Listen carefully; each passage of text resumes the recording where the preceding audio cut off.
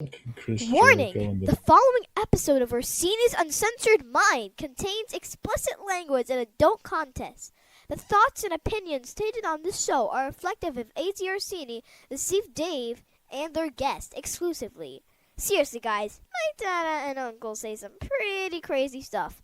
If it offends you, go be butthurt somewhere else.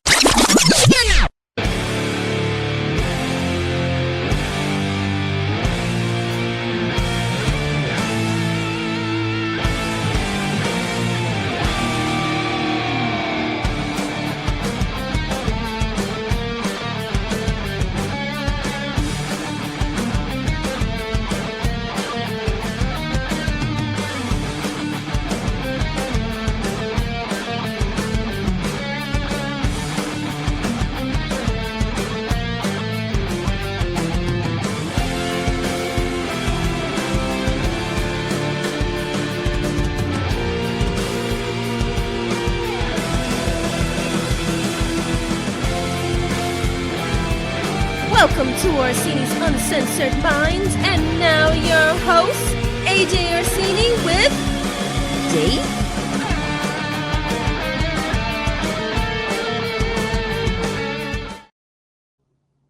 All right, everybody. I'm going to pull my hair back, too. Fuck you. You can't outshine me. Fuck that. All right, folks. We're back with another episode of Orsini's Uncensored Mind.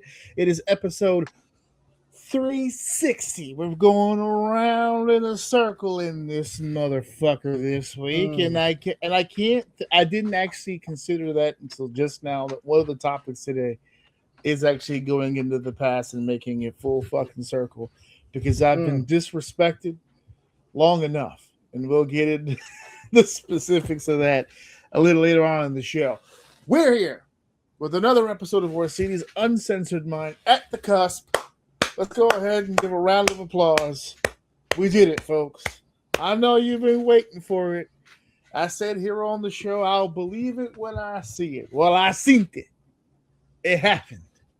I was in this house watching it because I refused to go outside amongst the animals, amongst the treacherous. Yes, there you go. Some buffoonery. I was lit in the house, chilling, when the whole thing went down. The New York Knicks have won the NBA championship. Unique stat, by the way. I just saw this the other day. It took 53 years to win this championship. And I happen to have been alive in 1994 when the Rangers won their last cup. And when they won their last cup, they had broke a 54-year streak. So enjoy it, folks, because it looks like we'll be seeing you again in 2076 or 28. All you really need is the Mets to do it now, right?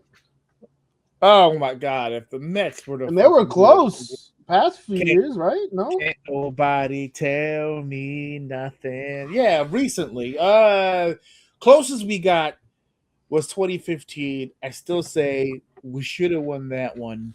But I digress. Is it 2015? Am I getting my years mixed up when we went to the World Series? But I feel like the Mets have been competitive the past few years, though. Oh no, yeah, they've been in it. As a matter of like not that close. No, and the funny shit is like, for instance, right? We have one of the league's worst records right now, whilst also simultaneously holding one of the league's highest payrolls. So, go figure. So, you had to sour me. I was already high on one sports team winning something. You had to immediately remind me that the other was. On to the next one, man. Yeah. Just check boxes. What have you done for me lately? Yep. I wanted to share a tremendous, hilarious thing that I saw the other day, where I saw it online. They said, here in New York, you got Giants and you got Jets. You've got Mets and you've got the Yankees. And you've got the Rangers and you've got the Islanders. But in New York, when it comes to basketball, we all unify under one team. And I just couldn't help but feel bad for Brooklyn Net fans, because I'm like, oh, no, They left you out, brother. And once again, the bridesmaid, never the brides. And then I saw another one where they were like, yes, a 53-year wait. Finally, a basketball championship in New York. And they posted a picture of the Liberty, the New York Liberty, like this. It just, like, we just won it like a year ago. It's like, you did what now? What happened? I'm sorry, miss. I couldn't hear you. What was that? It's like, yeah. So it's funny because the New York Liberty, I think, are the 2025 world champions. They literally just won a championship for New York the other day, but nah. That ain't it. That ain't it. Nah. That ain't the one, son. Nah. This is the one right here. The Knicks are the world champs. Now, we're obviously not going to sit here and talk to you guys about the sport of the basketball. I know what kind of audience I have. They'll fall asleep or they'll switch it off. So we're not going to talk about basketball. What are we going to talk about today? Hey, what's going to be on the show today? That thing cut me off. Fuck you, transition. I screamed. When you said that, I screamed, pettiness. That's what we're going to go over today. Pettiness. Fuck you, transition. I'm going to get my shit off. And you like, nah. We're doing the Pee Wee Herman. The word of the day is pettiness. Yes. We're heading down that path just a little bit. We are going to start off with our first segment with sportsmanship. Is it really all that necessary? Because as we just illustrated, the New York Knicks won the championship just the other day, and some of those San Antonio Spurs were none too happy about losing said series. So there was some actions that happened that we're going to discuss here. We're going to find out whether or not sportsmanship is really necessary in the professional sports leagues. We're also talking a little nostalgia. Now, we've done things on the show in the past related to nostalgia. Hell, we did a whole segment on the concept itself of nostalgia. That's not what today is about. Yes, we will be discussing nostalgic things, but we're going to be talking more so about the disrespect that people are putting on my generation's good fucking name. Okay, it's time to gain some fucking respect from some of these young, punk, ungrateful some bitches that we have around us. My son included. That fucker's in the group too. Okay, we gotta pay some respect to some of the stuff that we had to survive when we were kids, making it through this wild and crazy world. We're also heading in to segment 3, where we will be updating you guys on what went down with the King of the Ring tournament. Dave gets another chip in his corner as one more correct prediction comes through.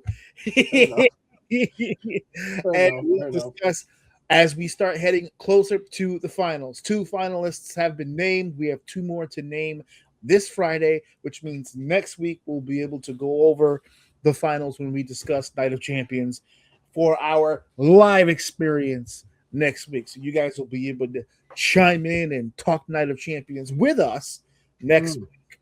And in our main event, very unique main event for OUM, not the WWE, but 2 competing forces, New Japan Pro Wrestling and AEW.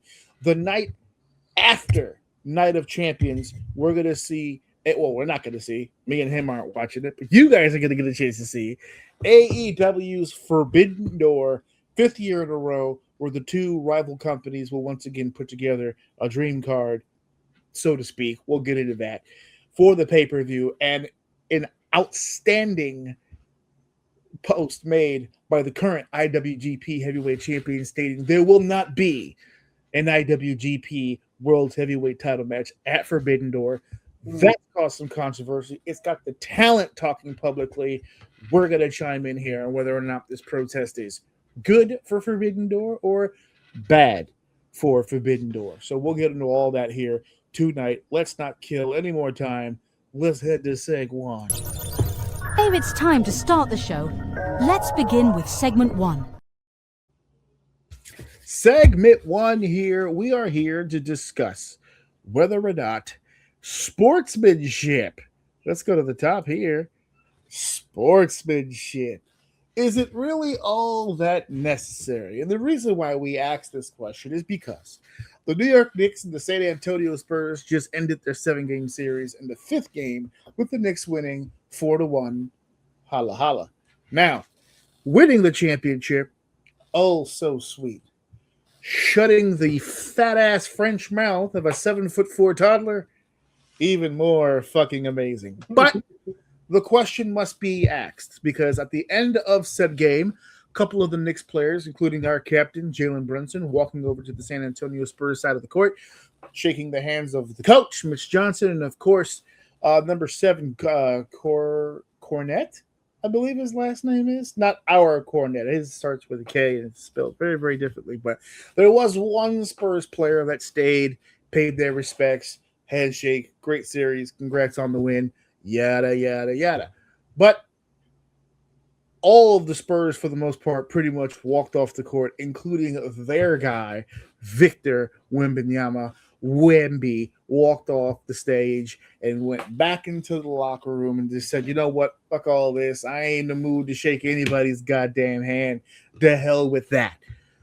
So, in a conversation, as you mentioned earlier, in the world of petty, we have to start off with the handshake itself.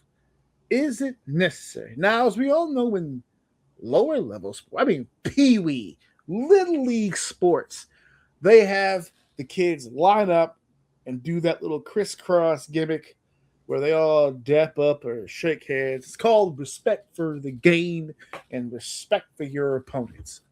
But Mr. Jay Williams over on ESPN and the big man Perk himself tend to disagree.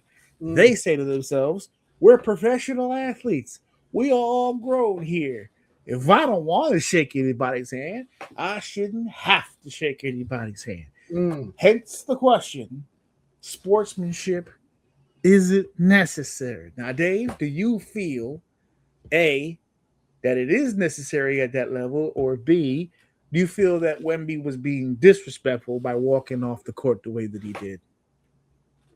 No, I agree with I don't know these guys' names. Mm-hmm. So the one that was sitting across from Stephen A. That's Jay Williams. That's Jay Williams. I Jay agree. Will. I call him Jay Will. And I like the way he kind of explained it. How he was like, "Yeah, that's all nice when you're in high school and college and all that shit, but we in the big league. Mm-hmm. We grown ass men. We're out here. We're at work here. You know what I mean? There ain't no school. We out here working. So." Right. I got on both sides a little bit. I'm a little bit of a traditionalist, I guess you could say myself. I do like the idea of sportsmanship, but I'm not going to hold no one to a cross because they said, fuck you, I don't want to shake your hand. Like, to me, that sounds weird, even like almost like a little egotistical. Like, you lose, you win, and you want the guy who lost, like, they should have to come shake your hand. Like, I think it just comes down to the individual. And I don't think one looks better than the other. I think it's cool when you see respect and sportsmanship, but if you have someone that's not about that life, then I don't think you should force him or he should be the villain because he didn't want to shake your hand. Fuck your hand. Like, fuck that. For what? They're not getting paid extra for sportsmanship, are they? If he's getting fined for it and he knows that, then it's fine. Actually, there's no rule at all that states you have to do any of that stuff. Fuck yourself. I don't want to shake your hand. I really like the ways Williams put it, where he was like, I may not like you. Or the other way, where he says, even if I shook your hand, I could shake your hand and still disrespect you. So what is the point of the shaking? Right. And I like how he countered Stephen A with that one. Like, you got the respect. He's like, I can shake your hand and not respect you. What the fuck is the difference? The difference is you get a handshake and I have to, like, I don't want to shake your hand. Fuck you. I don't respect you. I don't like you. I don't fuck with you. To be honest with you, if we weren't getting paid multi-million dollars and I saw it in the street, things might be different. That person shouldn't be forced to shake your hand because we both play basketball. That's fucking stupid. That's so stupid. Everyone's different. I'm a little bit on both sides. Personally, I like seeing sportsmanship, but I'm not going to shit on someone because they decided they opted out. Exactly. Absolutely not. It was their choice. And I think it can go half and half too. If half the team just fucks off and then like 4 other guys just went around and shook people's hand, I think you got what you got and that's it. What it is. He said, "Fuck your hands." Yeah. If what about the storming off the court though? Okay, you're not gonna shake my hand, but like just like I don't have to sit here. I'm out of I don't have to sit here and watch you lift a trophy. Go fuck yourself. I'm going home. This is not my job here is done. I'm over it. I am not getting paid extra to be here. Fuck that. I'm leaving. Okay. Sportsmanship, right. that's fucking crazy. The argument in this is kind of ridiculous. Is it really like I feel like there's other facets of sportsmanship other than the actual physical beginning and ending handshake. I feel like if you spent the whole game tripping, kicking, biting, doing all that weird shit and then shake my hand at the end, like it just seems disingenuous at that point. Yeah, if I'm the one you've been whipping my ass all game, I win. Now shake my hand, bitch. Yeah, I don't. I'm gonna swing on you, and I'm happy right now. So I don't want that negativity in my life. Go to your locker room. So I don't want to shake hands. I want to throw them. Let's go. Even as the winner, I'm not really thinking about shaking your fucking hand. If you're the homie and you're on the losing side, like if we have a history and we're competitive and we respect each other, I'm gonna come looking for you, dap you up, good game, whatever. This is my moment, whatever. If we have a relationship, but if we're not at that level at all, I'm more excited to be around my teammates than I don't give a fuck about that other side. No, not even a little bit. Not even a little bit. So how do you feel if you're a teammate? How do you feel about Cornette not joining the team to the back and staying on the floor? Do you find that being disrespectful? You mean as the losing team? Yeah, he was the one guy that stayed. So like the rest of the team left. So is that like a bad thing that he stayed, considering that the rest of the team No, I think left? each individual should have their own decision to make. No, okay. That's why I said it. That's why I said it a second ago. If half the team walked and the other half stood there shaking hands, I don't feel like that should be a conversation at all. I think each and every individual made their decision on what they wanted to do, and I don't think anyone should be held to it. No one gets paid extra for that, and it's not a rule. It is what it is. It's funny because on that clip that I sent you from First Take when they were talking about it, the mediator, the lady in the middle, could have sworn up and down it was a rule. They're like, it's not a rule. We don't have to do that. No. I agree with the ideology that it should be an individual's choice. I actually don't think that if you choose not to, that you should be ostracized for it. But just me personally, I think about it like this. I give it to you that it's your right not to do it. But personally, you a bitch if you don't. In my eyes. I don't like why would you not? Like it's not that serious. Like because I know as a person, and I obviously don't speak for the Knicks players, but I look at what Jalen Brunson and a few of the Knicks players did where they immediately jumped to do it. But I feel like it's easier to do that when you're the winning team, right? Mm-hmm. Do you have that same energy when you're the losing team? If so, then I got even more respect for it, right? Because if I flip it, if the Spurs had dominated the Knicks, won the series, and then at the end of the series, the Knicks players had not come to the Spurs, I feel like they might have felt some type of way about that. I really do. Because it seems like in the history of basketball, the other team that didn't get that has always had an issue. I don't think the Spurs would have been the first team to be like, you know what? I totally understand. I think we would still be having this conversation if it was reversed. If the Spurs had, especially since Game 5 was on their floor. It was in their barn, right? So I could see you losing. You dominated the Knicks for the most part for the whole series. You just couldn't close out. You just let them come back on you. One game was the most historic comeback in history. and then to have them close you out on your floor, I get the emotions being high. But if you reverse that, if those games that you dominated, you closed out, and then you were able to come home in game 5 and close the series, and the Knicks walked off on you, I know you would feel some type of way. As emotional as that team is, because they're not so, but this behavior shows me is that when everything is up, everything is great. For sure. When everything is down, then everything is the shit. And that's why you lost. Because they were up, when they were up big and had all the momentum, the behavior, everything was great. Everybody was on the same page. The minute the Knicks start making any kind of momentum, that mentality right into the gutter. They beat themselves. I agree with that. And people say that. Did the Knicks really win or did the Spurs lose? I feel like the Spurs lost because they just go, oh, shucks, gee golly. Their emotional level drops rapidly. And then the walk-off just shows it even more. You're a fucking toddler. You're a toddler. Even if you don't want to walk around and shake 12 hands. Captain to captain, bro. You should have walked over there and be like, all right, man, that's what it is. You ain't even got to be positive about it, but everybody does it. And they do it for a reason. Now, I still agree with the idea that he reserves the right. I still feel like Wemby reserves the right to not do it. I don't think that anybody should be forcing it to happen. I don't think it should be like there's talks now. Should it be a rule? No, it should not be. No, God, no. No, that's fucking stupid. I don't think because to me, it's a sign of respect, and I don't feel like you should be forcing respect. Yeah, don't lie to me. Real. Yeah, because it's not real. It's bullshit. I respect you more if you tell me to go fuck myself and you feel that way. Right.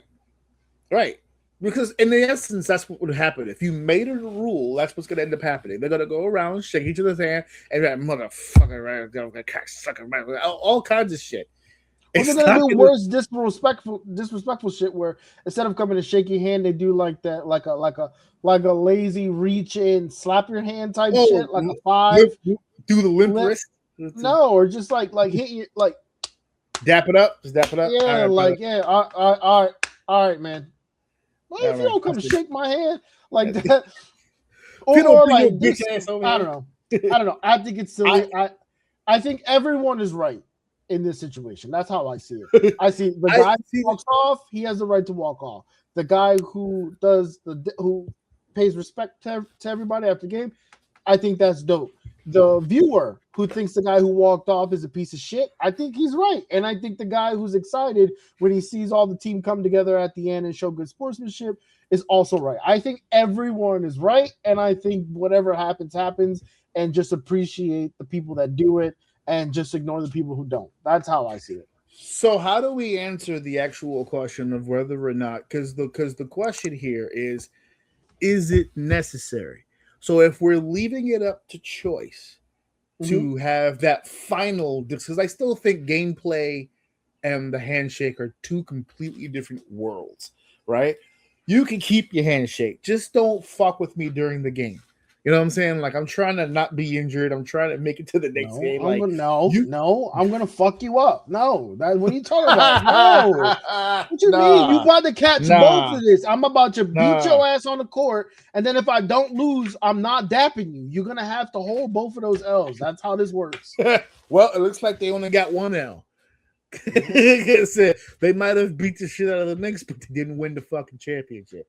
They still went home fucking losers.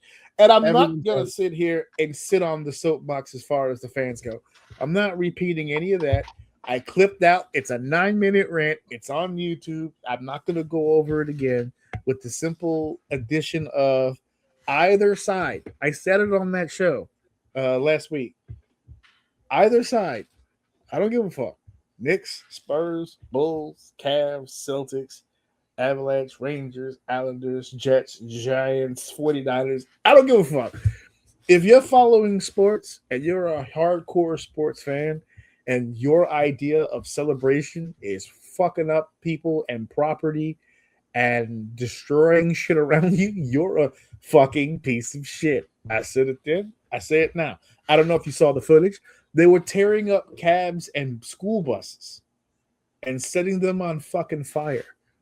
And somebody had made the point. They were like, to get a medallion in New York to be a taxi driver over the total cost of what it takes to get that medallion, it's like buying a car or like buying a small home. Like it takes thousands of dollars and years of work to get. And 3 specific assholes, because now the police are looking for them. 3 specific assholes thought it'd be great to just smash up a cab while screaming Nixon 5 over and over and over again. Like the shit was cool.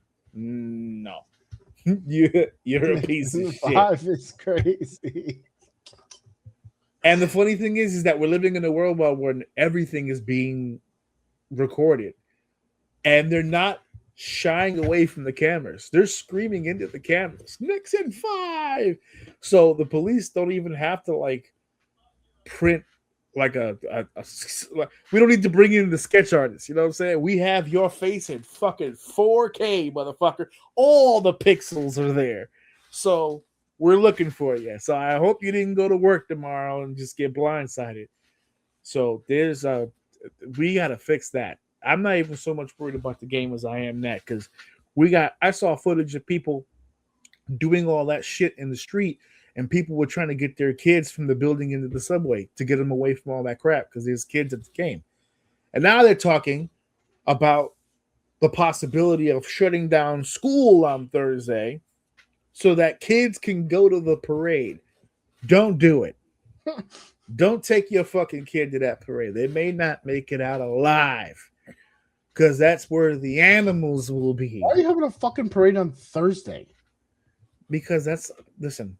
That has to be the stupidest thing. We're a city that makes no fucking sense in any fucking decision that we fucking I don't know. make. Maybe that's how parades do things. I don't fucking know. Maybe the city organizes the parades. I don't know. Maybe it's tradition. I don't fucking know.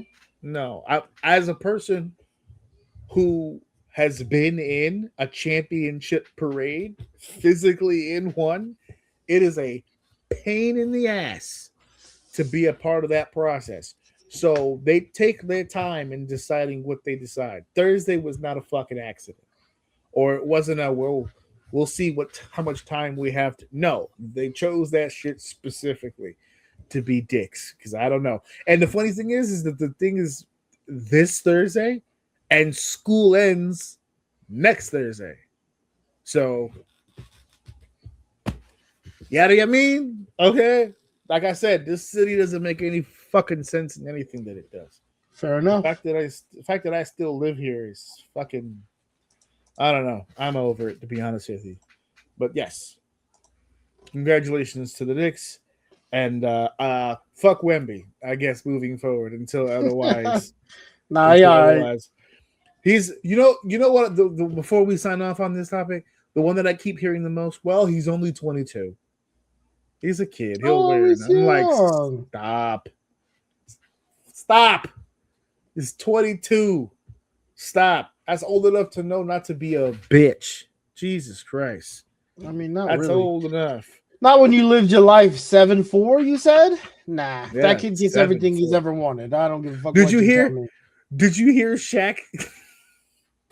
Yo, that post game with the guys with Shaq and Kenny and Ernie and Chuck, hands down one of the best sports shows on the fucking planet. Those fucking guys are amazing.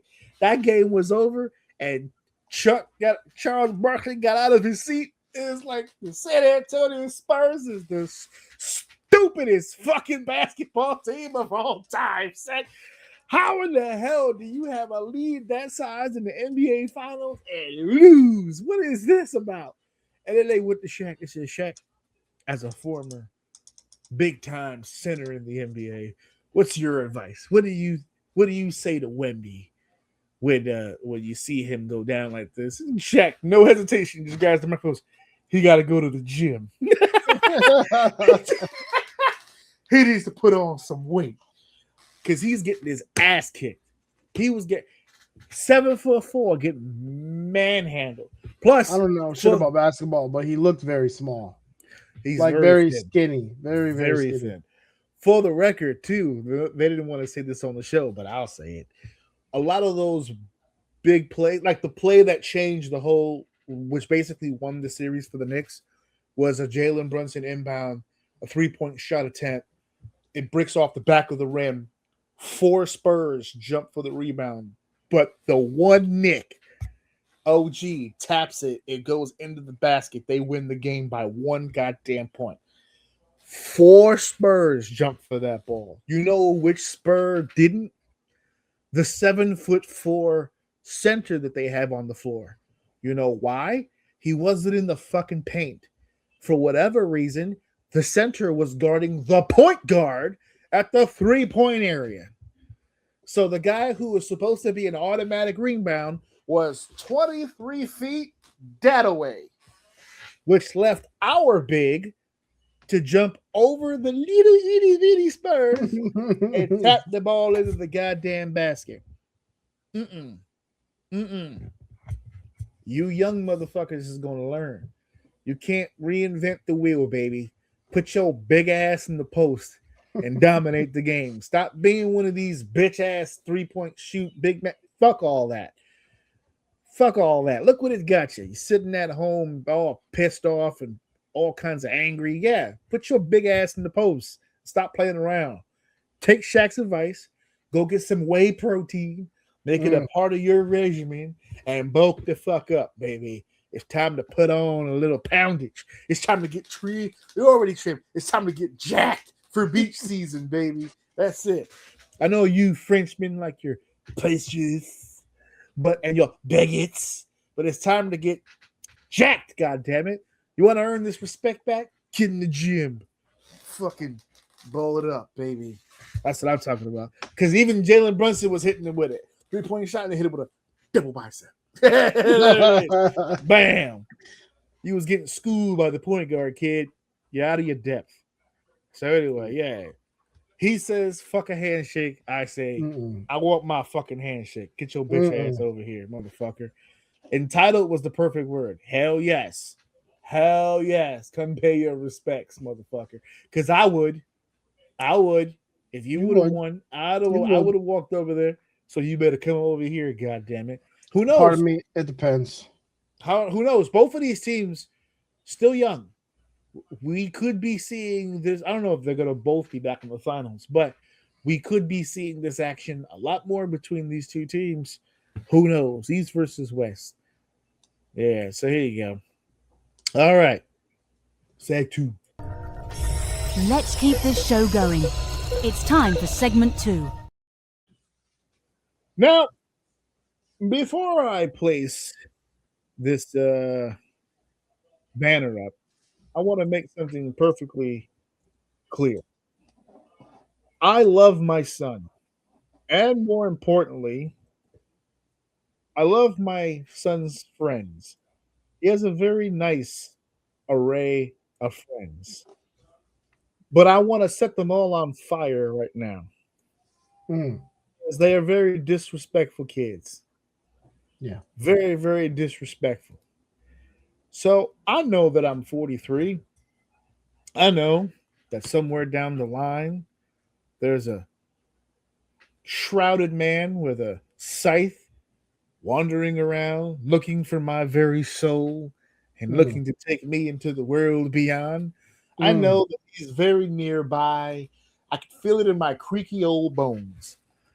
But will not fucking happen is I will be not looked upon as a goddamn dinosaur or a museum exhibit. That is not what will happen to me. And I said this to these kids until one of these goofy bitches went onto their cell phones and looked up and realized that a lot of the shit from my childhood quite literally is in museums. So that pissed me off. So we started looking up some videos, and I found some videos of some stuff because this whole conversation started when they asked me what it was like before Google. Because I have lived in a world, obviously, without Google. Now, first and foremost, it blew their mind that there was even something like Google before Google. They think, Jeeves. oh, Ask Jeeves, Lycos. There was a whole gaggle, I guess you could say, pre-Google. That blew them. So I decided to do this really quickly. I would like to showcase to the world some of the things that you and I and our generation had in our lives that kind of helped things go along just a little bit. This is pre full time internet. Now, we're not that old. We had internet in the 90s. It just wasn't the internet that you guys all have, as an Mm, example, right? Oh, I'm just bringing this up as an example. But I found this website that had these 11 things, and I sent them to you, of mm, things we grew up with that are long fucking gone, but we grew up with them, and it was part of our everyday life that for whatever reasons, well, not for every reason, we've evolved, but it was such a part of our lives at the time that you kind of live your life just thinking it'll always be a part of your life, and then poof, it's just non-existent.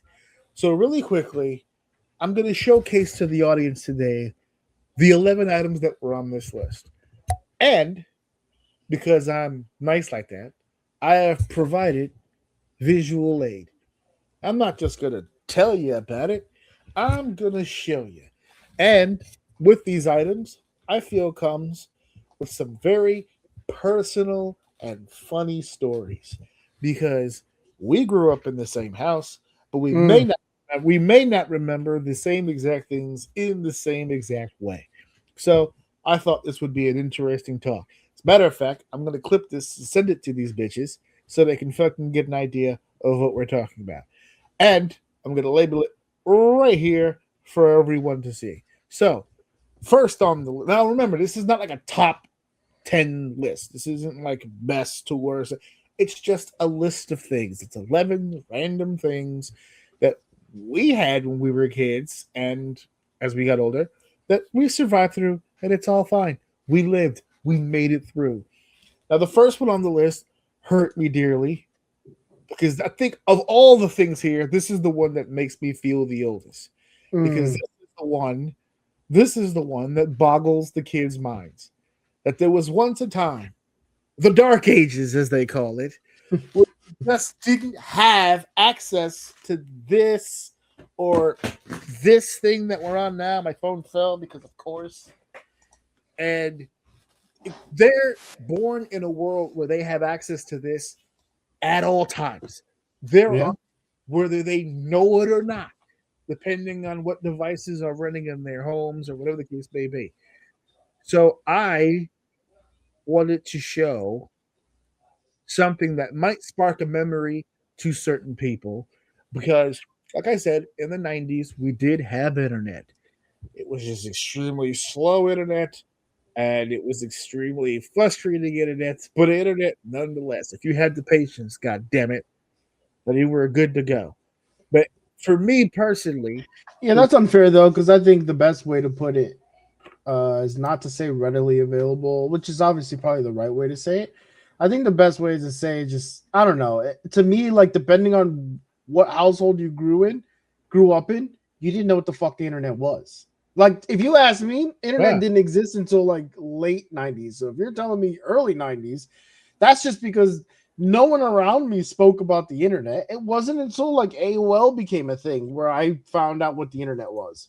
That's when I realized what really kind of what the internet was. So I'm sure it was around before that, but hmm.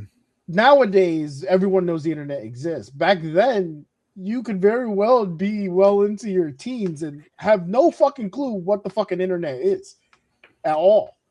How did you access the internet? AOL, You mean these? yes, sir.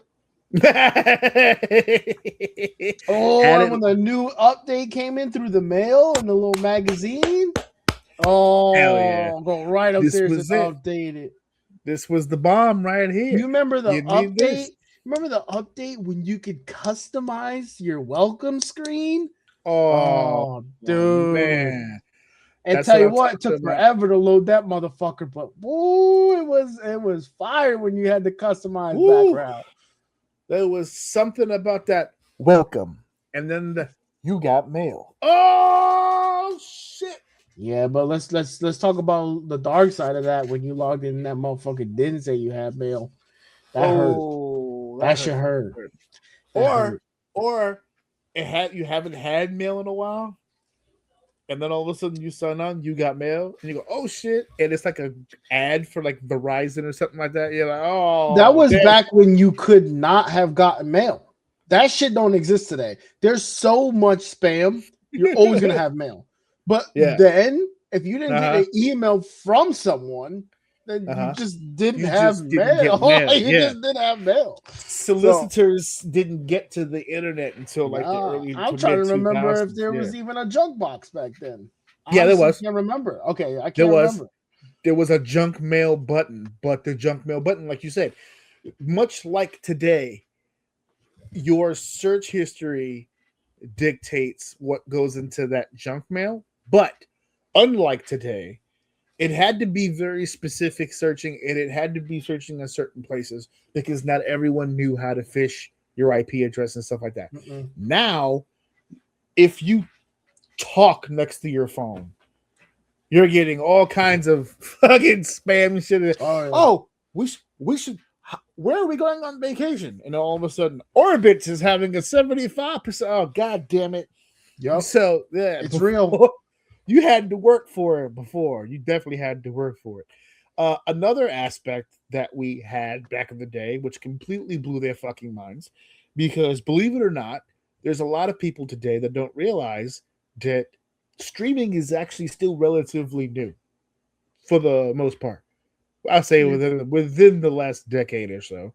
So if you're 11, like these fuckers are, then streaming has been a thing their whole life. They didn't know what this was. This was a blown concept for them. They were just like, let me see if I get this straight.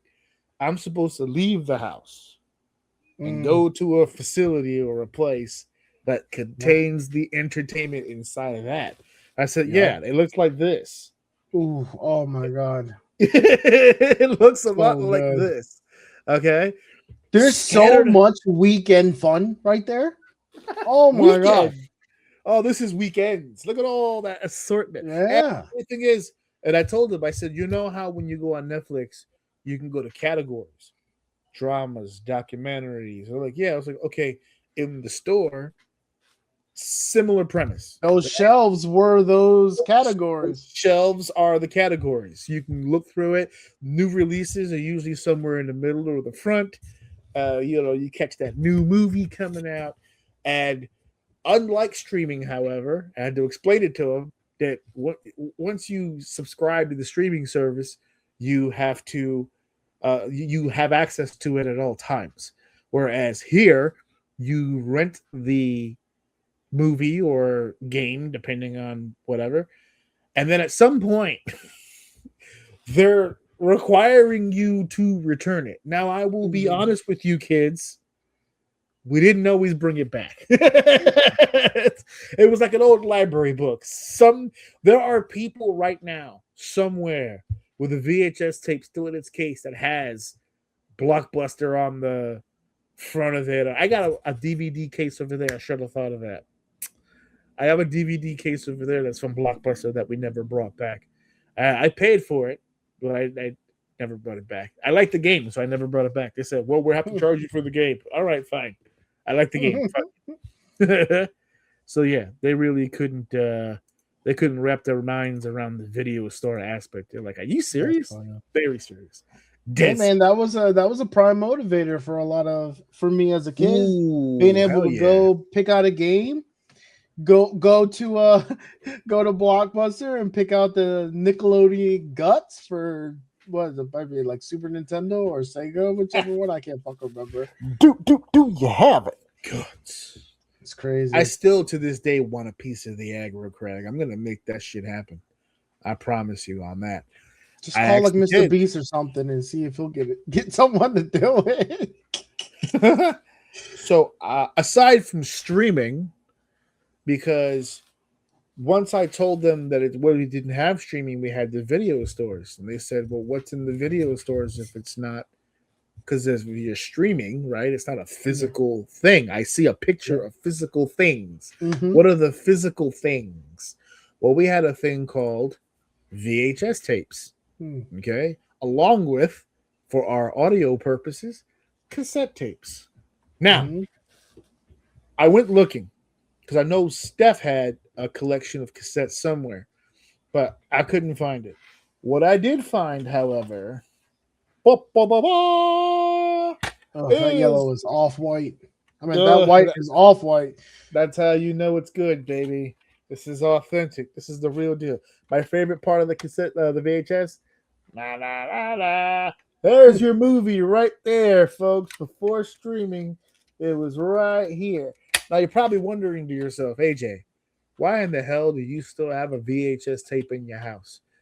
Now, aside from the fact that I used to be a tape trader, those tapes that I used to have way back in the day, we found in mom's storage. It's currently in my sister's house, and I'm going to get my hands on every single one of them. But this one stood the test of time, my friend. I kept this one close to the vest. This one went where I went, and it is, I don't know if you guys can say it. Street Fighter. That's right. That's right. Complete, by the way, with the paper case right there. Oh my god! Where was that at when we were talking about it? I completely forgot about it until today when I was looking for the cassette tapes, and I found the VHS. Jean-Claude. This is the original 1994 in box right here. This is I wish I had thought of this when the kids were here. I would have shown them this because I told them about it, but they physically could have had it in their hand if I would have remembered that I had it. This we have a underneath our TV is like storage stuff and all Alex's shit in there. So it was like Xbox games, Nintendo Switch games. In the back of all that was this and two other tapes. I can't remember what it was because, like I said, it goes everywhere with me. Fuck all that. That's crazy. So when we weren't renting movies or listening to audio through these primitive ways, we would be chilling at home and trying to figure out how to entertain ourselves. And a lot of us had friends. And sometimes you'd want to talk to your friend. So you'd call each other on the phone. But unlike today, with our current devices, okay, calling someone on the phone back in the 90s and previous was a roll of the dice. You never knew who was going to be on the other side of that phone. Is it mom? Is it girlfriend? Is it debt collector? Is your uncle still alive? Who fucking knows? Until a wonderful invention was made in the 90s. We had one in our house. I don't know if you remember. It was the caller ID. This was a box that you took the phone wire from the wall into the box, and then another wire from the box into the phone. And that way, when the phone call came through, it would be filtered through, and it would display, well, like this. It would display like this. It would have time, date, it would have the phone number, it would have the individual's name. But here's the funny part, folks. On your new phones, when people call you, the name that comes up is generally the name that you put in your contacts. There's a new feature now on phones where if you don't have them in the contacts, sometimes the name will still pop up.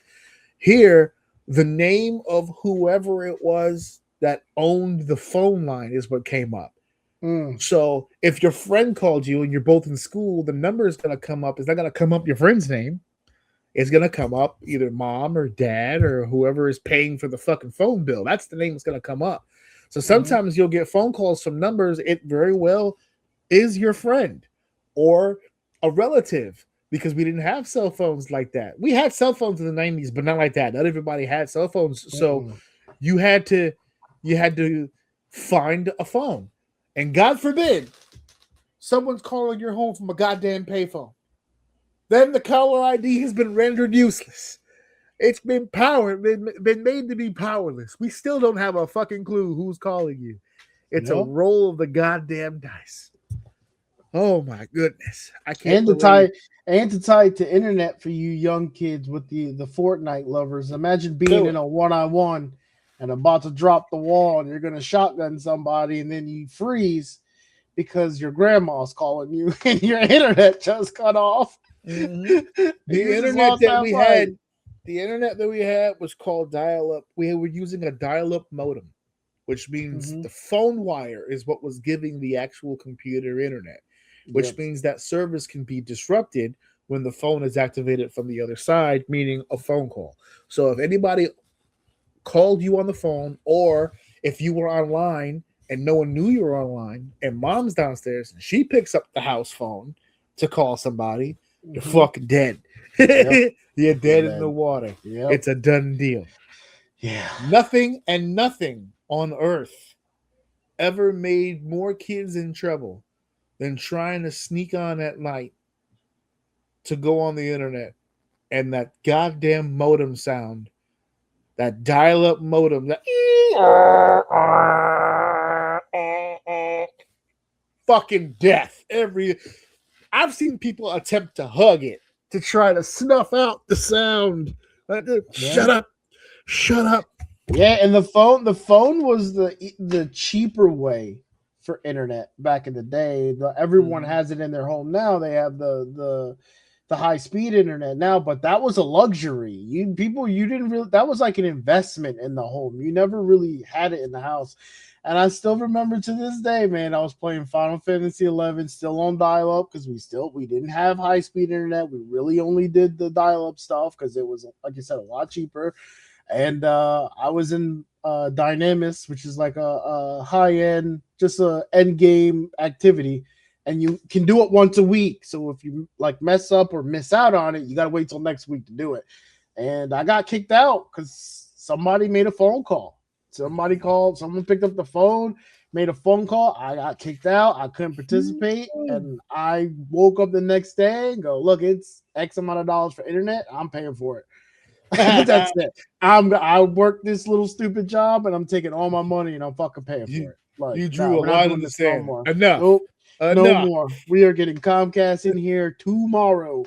And oh my God, if I could tell you how many years I fought to keep that shit on with my little bit of money. It's the only thing I bought was that internet. And it's funny because it's the early days. So like even the people who work with these companies, when you start talking to them about internet, are sometimes like very clueless. Like you could call the cable companies and just be like, "Excuse me, sir, I'll have one internet, please. One high speed internet." Yes, And I'll it's crazy take one because internet. it's hard to get your parents to pay for it, right? Because at that time, it's not a necessity. So you're the only asshole using $60 internet or whatever the fuck it was at the time. Say that again out loud. That I- the internet wasn't a necessity at the time. No one used it. Internet So- was seen as an added expense in So the try 90s. to convince your mom to get internet for you to play a video game that she doesn't want you to play anyway, and she's not doing anything with it.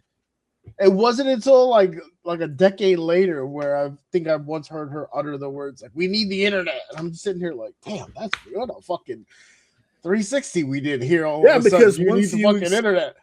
Because once you experience it, you can't go back. God damn it. Once you figured out what it's such a weird thing to think about sometimes. You know what? When I saw this, I started with, I hate going down these roads because I have come to the conclusion that I fucking hate these times. I hate these times were the fucking worst. No wonder why these kids laugh at us. This is terrible. Yeah. No one would want to Yeah. live in these conditions. This I is know. fucking terrible. Look how much Everyone better looks it at is. this shit. Yeah, everyone looks at this shit like, oh, the cassettes, the other stuff we're about to talk about. Like, shit is giving me PTSD, man. Fuck that.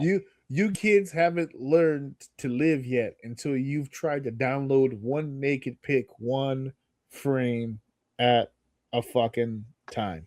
You haven't lived until you've done that. Speaking of which, every time I have to ask someone to send me an email, it's like pulling teeth with people. It's like, you want me to sit here and type all that up? Well, back in the day, we had to write literally fucking everything. Everything. folks. We wrote everything. It's funny you say that because I'll be at work and then people will come and say, hey, do we have any more? Because I deal with the inventory and stuff like that. So they're just like, do we have any more Post-it notes? I'm like, Post-it notes? They're like, yeah, Post-it notes. I need Post-it notes so I can put them on my computer. I said, you are aware your computer has a fucking notepad, right? Like, why do you need Post-its? Well, I like to write it. Why? No. Okay, let me before I piss myself off. No, we do not have fucking Post-it notes. Yeah. Use your goddamn computer. You have a desk job. It's not like you gotta walk to your computer to do something. You're literally at your computer for 8 hours. Now, why do you out need of curiosity, no names, but how old are these gentlemen that they're doing notepads? A lot younger than you would think. The one my manager at the time who was really hell-bent on Post-it notes, she was like 28, 29. And then the last two girls who asked me for Post-it notes, they're both like 25, 26. So they're younger. You hate to see it. Which is why I looked at them like, wait, hold on. That's weird. Don't ask me for Post-it notes. That is fucking weird. You don't need it. You have a notepad. Oh, I prefer to write it. Then bring some from home then, I guess. I don't fucking know. I'm not ordering those. That's fucking stupid. Then bring some from home is fucking crazy. But how about I used to like I don't miss writing a lot, but I do miss seeing this. For some oddball reason, there's something to when we used to get the physical, tangible, like letters. Like the hard cardstock ones, and like I don't know, there used to be a smell to it. I don't know if anybody remembers what I'm talking about, like just the ink and just like an overall. Like I miss the vibe of this, where it was just like I don't know, it's gone, and we're never going back. But Jesus Christ, like, all I see is fucking clutter. Get that shit. Throw that shit out. Boo. Okay, so another primitive thing that we used to have back in the day is whenever you want to stream, all you got to do is search up specifically what you want to stream. Okay, but back in our day, when we had just regular television or even cable television, you weren't in charge of the programming. Some other asshole somewhere else dictated what was on the television.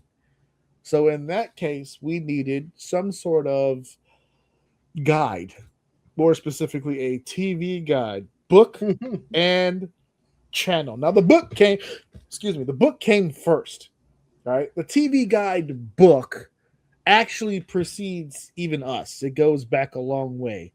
Does the TV guidebook. It looked a lot like this, okay? It was a TV guide. This particular one is a little on the older side, which was the point, because it precedes even us.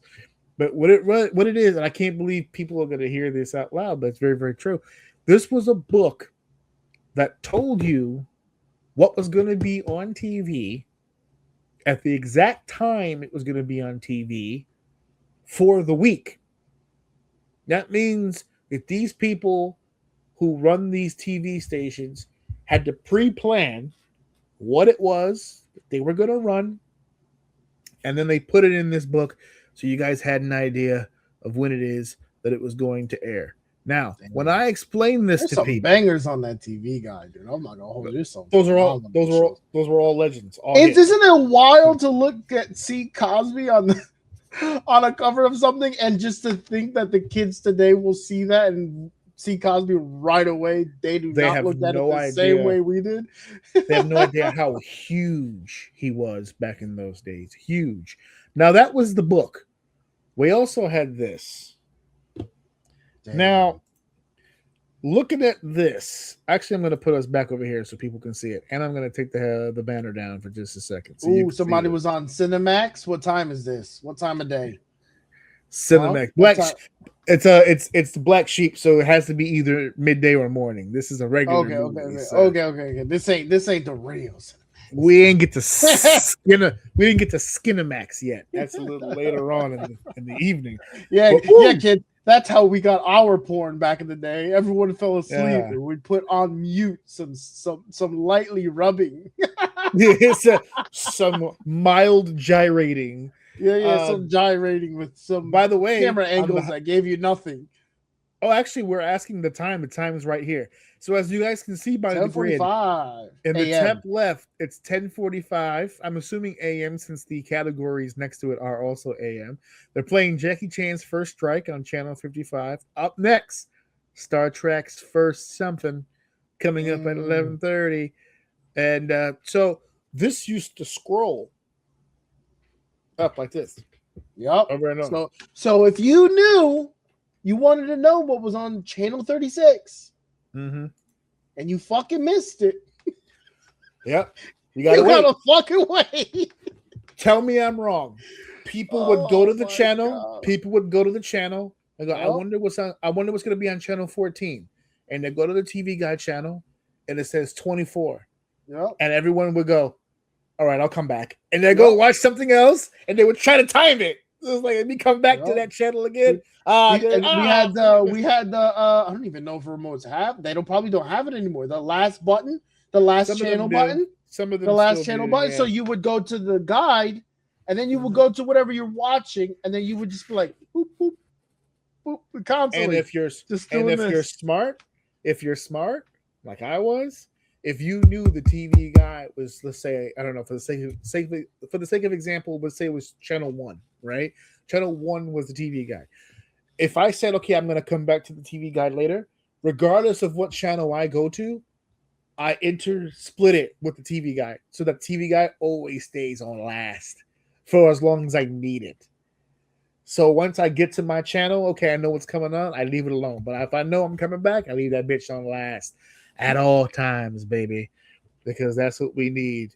I need to see what's going on. So not too long ago also, since we're talking about TVs. Oh, another aspect about television that people may or may not know. TV wasn't 24 hours. TV turned off at some point. It just stopped being TV. That's it. It would just be white noise. I don't know how many times I accidentally woke up in the middle of the night because I left the TV on and the white noise woke me up, or the color bars, or there would just be no programming. It would just be off. And so to add to the TV portion, we did a whole thing on the Super Bowl commercials at the beginning of the year. And we also did a segment on WrestleMania having too many commercials. So we had a segment where we talked about the commercials we liked. And then we had a segment where we talked about the fact that there were possibly too many commercials. Well, this category here of commercials is because back in the day, we actually kind of enjoyed a lot of the commercials. Not for nothing, some of those commercials were pretty fucking informative. That's how you got your information, to be honest with you. Yeah, they were pretty cool. And some of the, especially if you were a kid, I feel like the new toys, specifically. Oh my god! Yeah, the new toys, skip it, all that shit, dude. I want to test people for just 1 second. If anybody remembers him. Oh my god! Wait! Don't give me a second. It's right there. Is this the honeycomb guy? It is the honeycomb monster. Okay. That's what I'm talking about, baby. Because sometimes all it takes is that one trigger. But yes, this is what I mean when we did the segment on the show, when we said that the commercials of today all kind of blend together, and sometimes it's hard to tell what you're even selling in the commercial. But there was a time where the commercial's sole purpose was that product. It had mascots. Sometimes you needed brand recognition. You needed something, right? What do you think about that? Shit made me want to get honeycombs.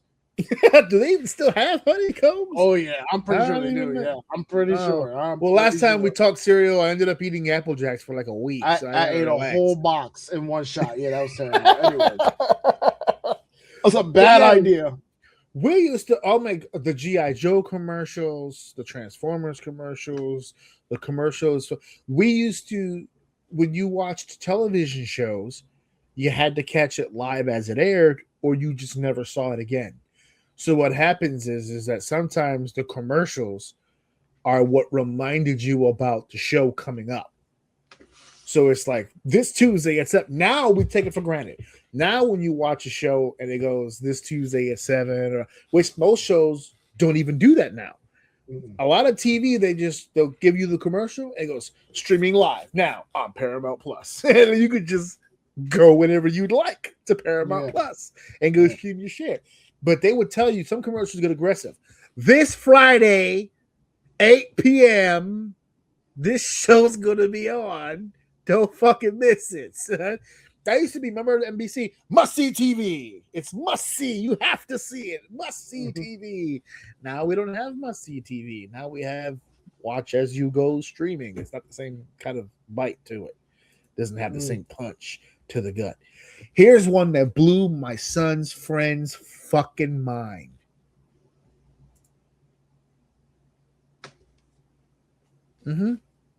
Yeah.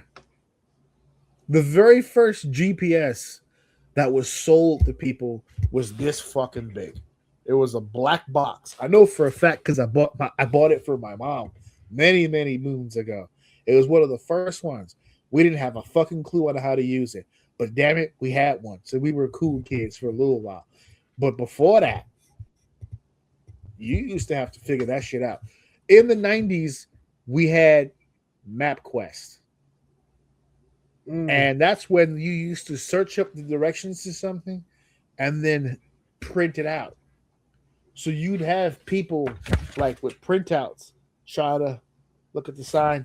And before that, you needed one of these bitches right here. An actual map. Yep. A road map. Yep. You needed it because otherwise you had to rely on somebody else's good fortune and sense of direction. Imagine today walking up to somebody and saying, how do I get there? And they go up the top of their head. What is the percentage that you think that they're giving you the correct fucking direction? And that's in current time. Now imagine in a world where you didn't have tech to keep you updated on the goings on in your environment.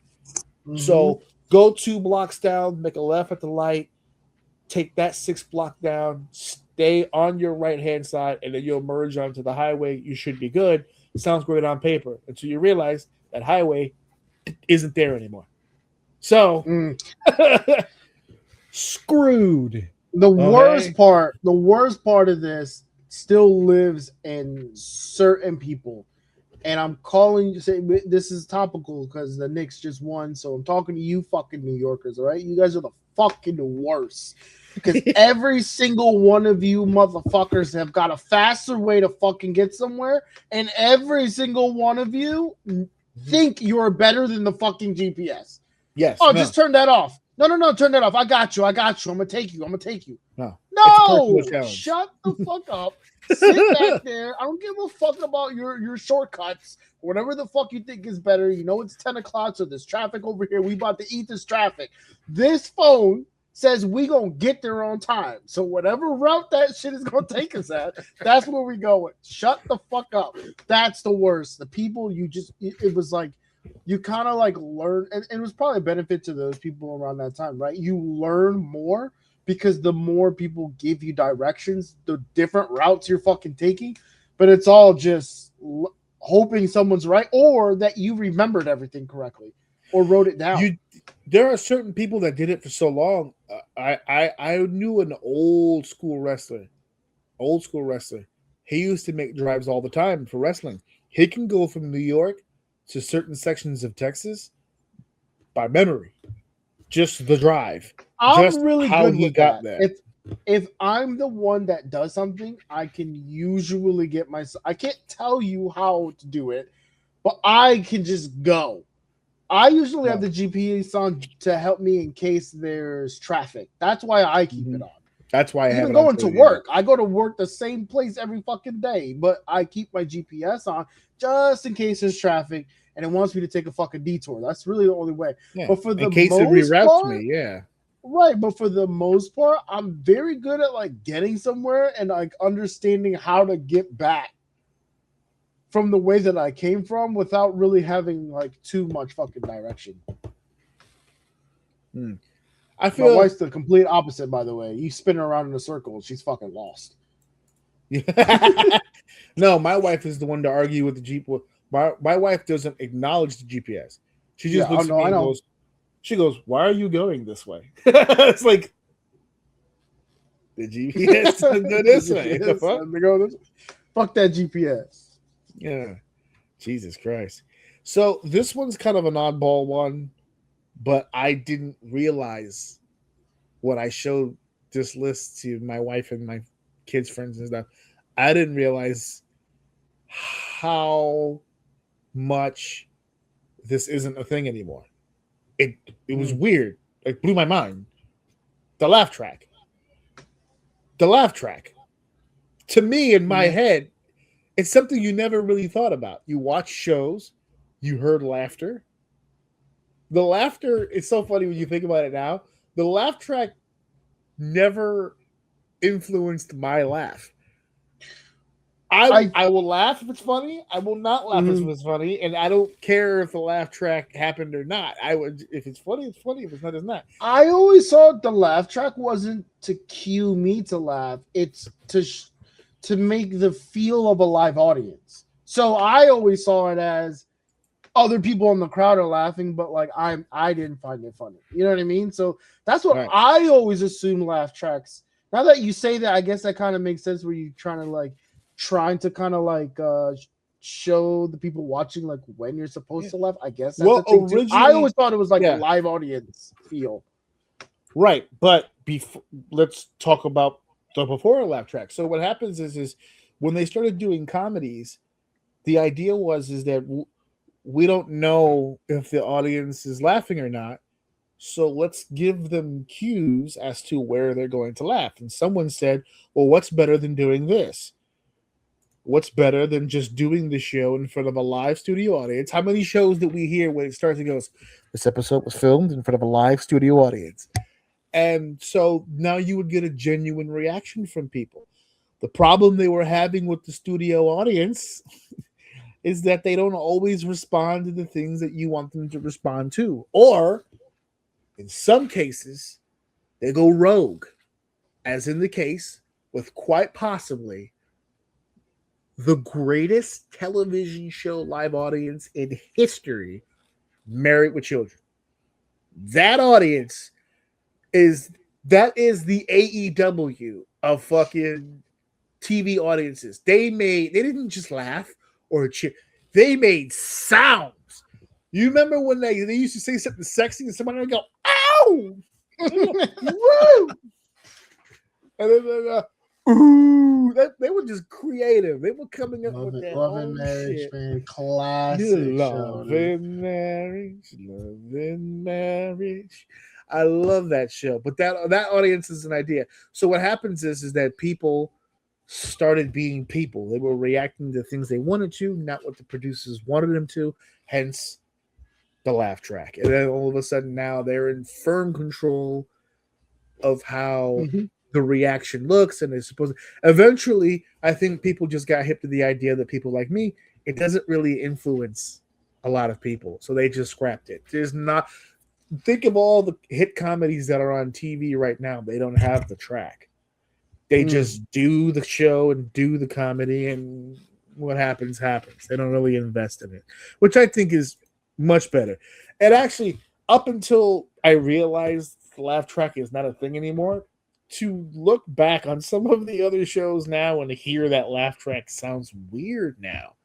It wasn't like a thing that bothered me before, but now that I've experienced comedy without it, I would argue, now that you pointed out, my brain's going somewhere where I would even argue that like TV back in the day was trying to get an audience. You can argue this still, but let me make my point.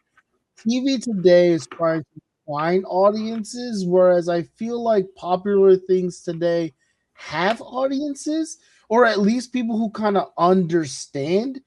You know what I mean? Like I don't know. I feel like a lot of big things have more cult followings than maybe back in the day.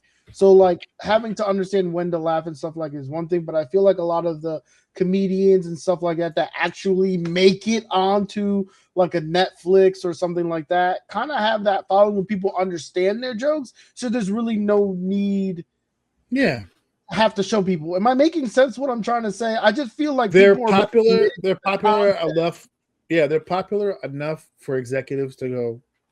They're laughing. We don't really need it anymore. Like people are following that person or this show where they kind of get it more so than back in the day where I feel like because now it's not about you weren't following Love and Marriage every weekend and getting the posts of their actors on Facebook back then. You know what I mean? So it's like you're trying to constantly keep people in, and I don't know. I'm going off a tangent, but I think executives at this point realize laugh, don't laugh. Are they watching? Because if they're watching, there's a channel on. They're gonna get. We don't really give a shit. As long as they're fucking watching, we don't care. So this one was a mind blower for them. Getting pictures developed. Now, when you take your pictures, still a thing. It's still a thing. It's still a thing, but now it's like a retro thing now. Now, with the phone. Yep. Yeah. So now when you have the galleries here, by the way, I it's safe for me to do this because I'm not a degenerate and I don't keep physical evidence of my wife on my phone, so it's okay. I save those for the. I save those for the Patreon. Listen, I'll tell you what, I didn't even know I had half this shit the other day. I went looking for a picture and I'm like, why is all this ass in my phone? What is going on? I said, y'all gotta delete this shit. He said, I'm just scaling through here. I gotta scale through this phone and someone's gonna see my wife. At one point you just lean over to your wife. Honey, are we degenerates? Are you taking these pictures? Because I don't remember taking these pictures. I don't mean to be random, but are you a whore? What is all this stuff happening on my phone? No, I keep mine for the Patreon, folks. But fair enough. I will not be scrolling through my phone on here, guys. Sorry, it's not. There's several versions, which is another part that blows people's minds when it comes to the older stuff. But there are different versions of developing film. You can go further back than the 90s, where people had literal red rooms and they had this soaking in water. They put and then they hang or not probably not water. But it was like a special fluid that you put it in. Yeah. But in the 90s, we had progressed past such primitive ways, and we had things like this, like the Polaroid camera, or that one too. That one too. Yup. Drop it off. Come back later. Y'all don't even know how excited people got with the 1 hour film thing when they would do develop that 1 hour film develop. They would take it off here and develop your pictures like inside of an hour. Oh my God. Fancy stuff. By the way, half of the stuff that was on this list is in my house. None of it belongs to me. My wife owns stuff. She still has no idea what's on this. I don't even know technically if anything even still is, but because it's so old. It's a time capsule at this point. This right here is one of about 8 in the drawer that's like right over there. Oh, dude, she's got to crack that shit open like wine one day and see if someone will do it. Oh, no. When I went looking, when I found this, remember I told you it was hidden behind a bunch of games and stuff? She has original Game Boy games that are in there. She has original consoles like Super Nintendo. I think there's an original Game Boy in there. She's sitting in a box. Alex has played the actual consoles that we grew up with in this house.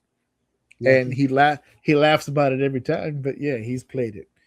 Absolutely. The last one on this whether he likes it or not. Whether he likes it or not.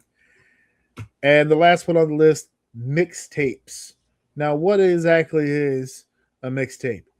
So earlier I mentioned cassette tapes. They look like this. Okay. That is the cassette tape. Now, I know everyone knows the joke about putting the pencil in the little spokes, or if you get a ridged pen, that also works too. You could put that in there.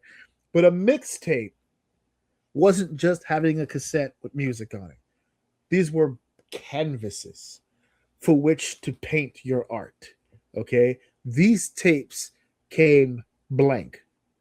Now, this particular one is a 90-minute tape. That means there's 90 minutes worth of audio you could put on here.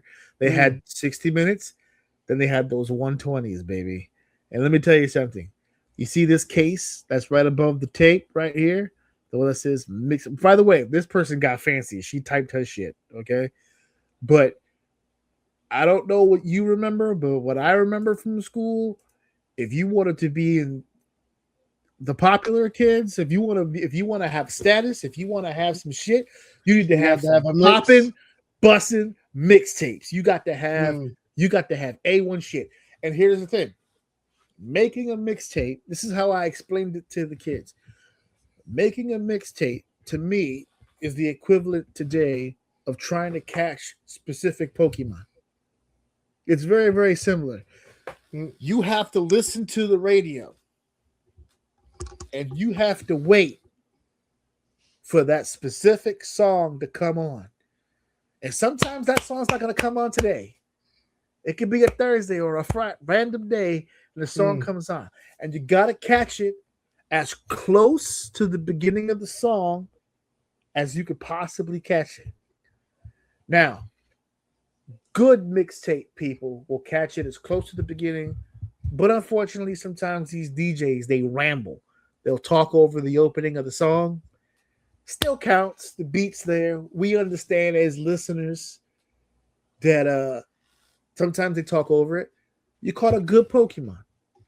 But on those rare occasions, when the DJ don't say shit, or if they're coming back from commercial and they go right into the song and you catch it, it's like catching a fucking shiny. It's very rare. It's rare. It's rare. You got the whole song, then you set it up, right? Some people used to plan. This is the order that I want. So let's see if I can get it in that order.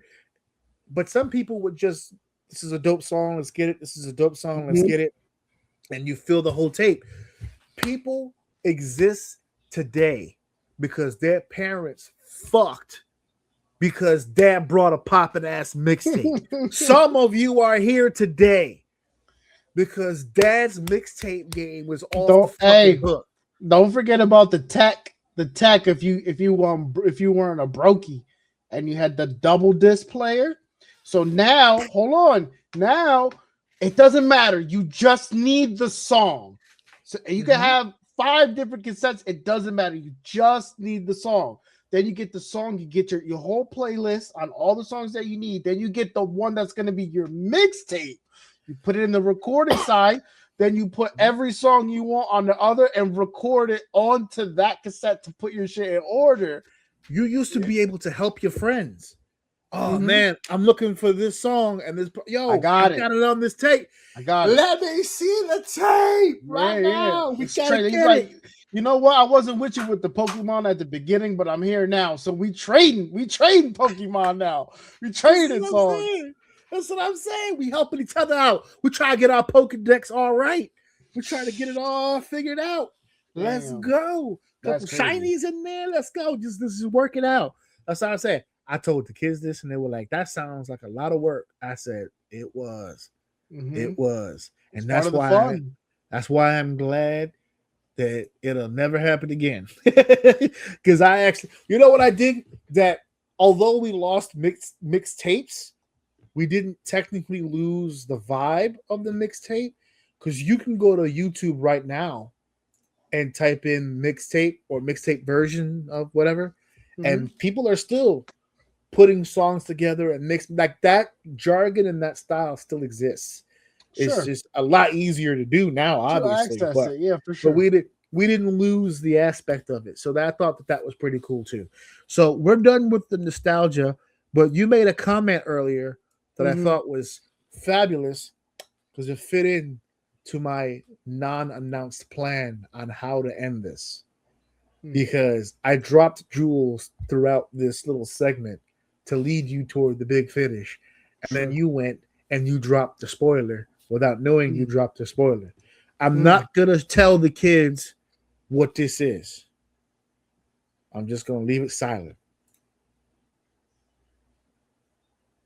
That's it. That's all I need to say.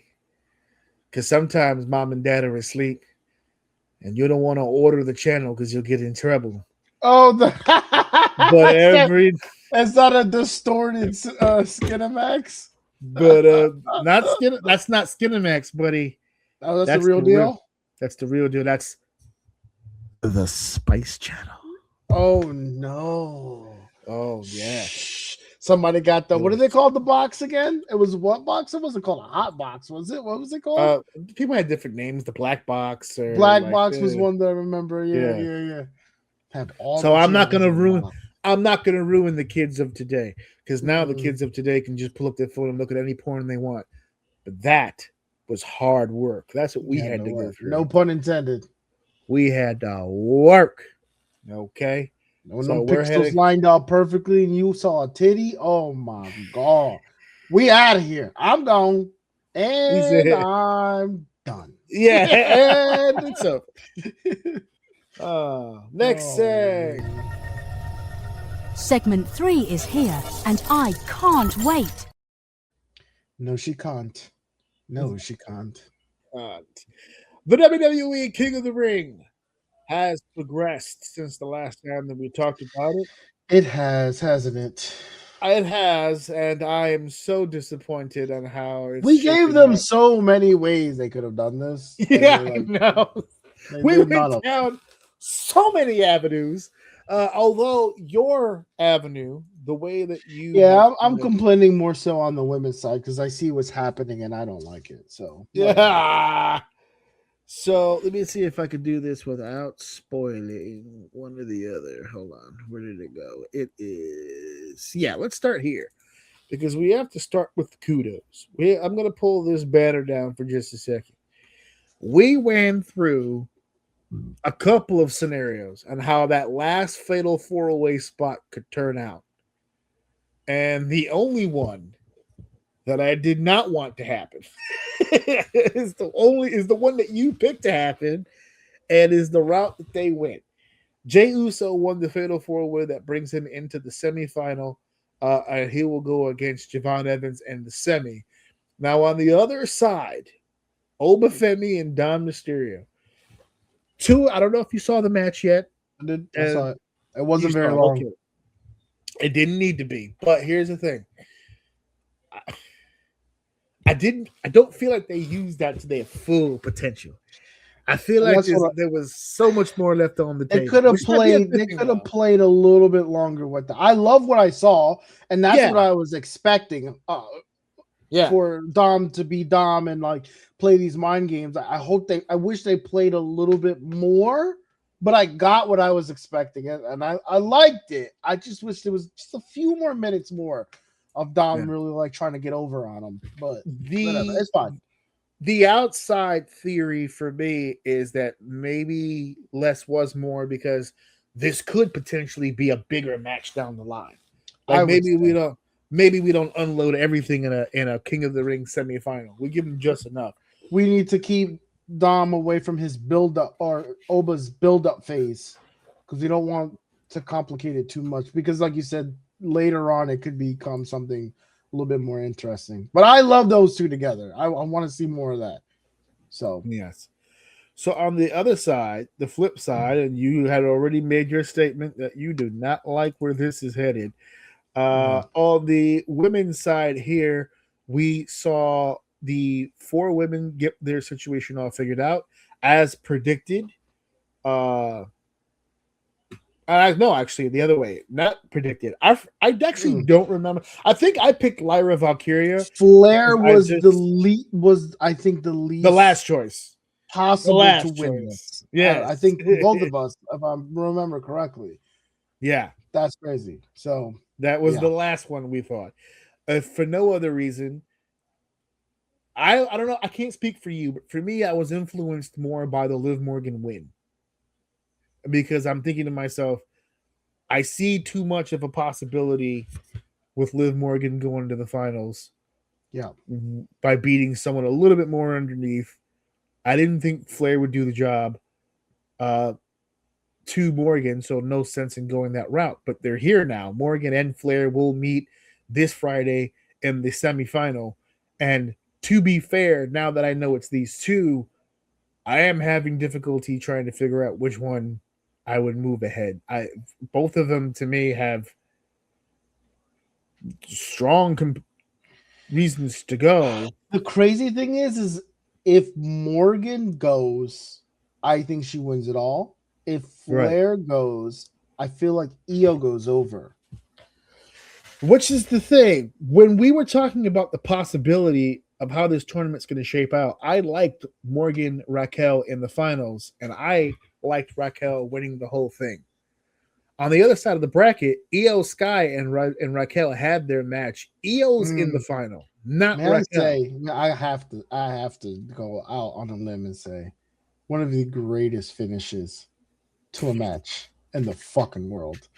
That muff bomb, the power bomb off the ropes that Io did was a fucking fantastic. I watched it a million times, and it will go in history as one of the greatest finishes of all time. Well, let me ask this. Damn, I cannot see it in my brain. Jesus Christ. Throw Raquel in there. Oh my God. I was influenced in the first round selection by Liv Morgan winning. I feel myself being influenced again by the Io Sky win. Because if Raquel had gotten to the finals, I would want Morgan to win. Now that Io's in the final.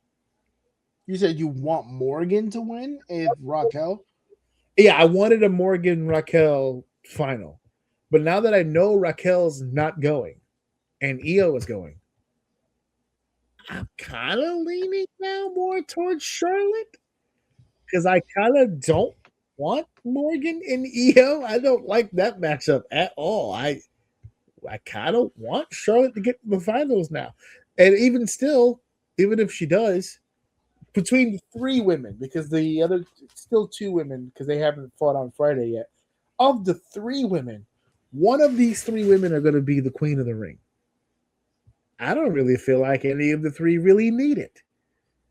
Other than you get the title shot at SummerSlam, what are we doing? I don't understand.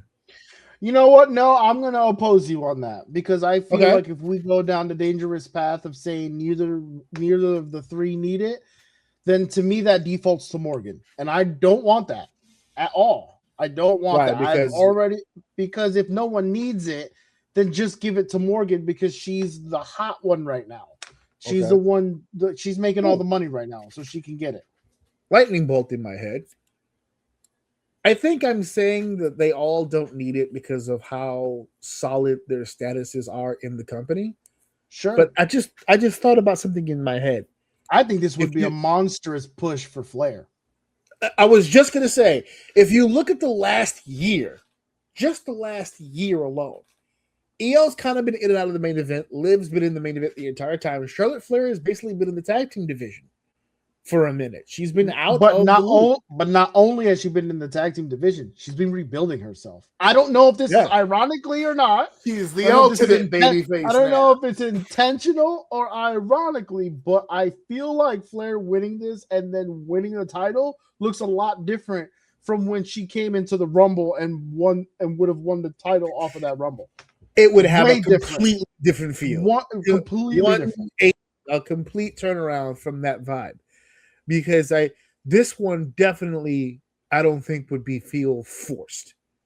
Because I think this one she's been out of the scene for so long, but still cooking. Like she hasn't lost her connection to the audience. She's still, her and Alexa Bliss have somehow gone from two main event players that remained on top for way too long to, I guess, a demotion to being in the tag team division, but making that work.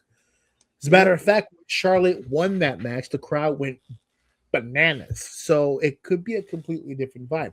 That's why I'm kind of looking at this now going, I liked Liv and Raquel, but if I'm not going to get Raquel, I don't know if I need Liv. I want Flair and Sky. That would be a good match. That would be a great match. They both would work fantastically. And in the position that Flair is in right now, I think she receives a monstrous pop if she wins not only this, but also an even bigger one if she takes the title. If she wins that Queen of the Ring title in Saudi Arabia, she's gonna get a pop because that audience likes Flair.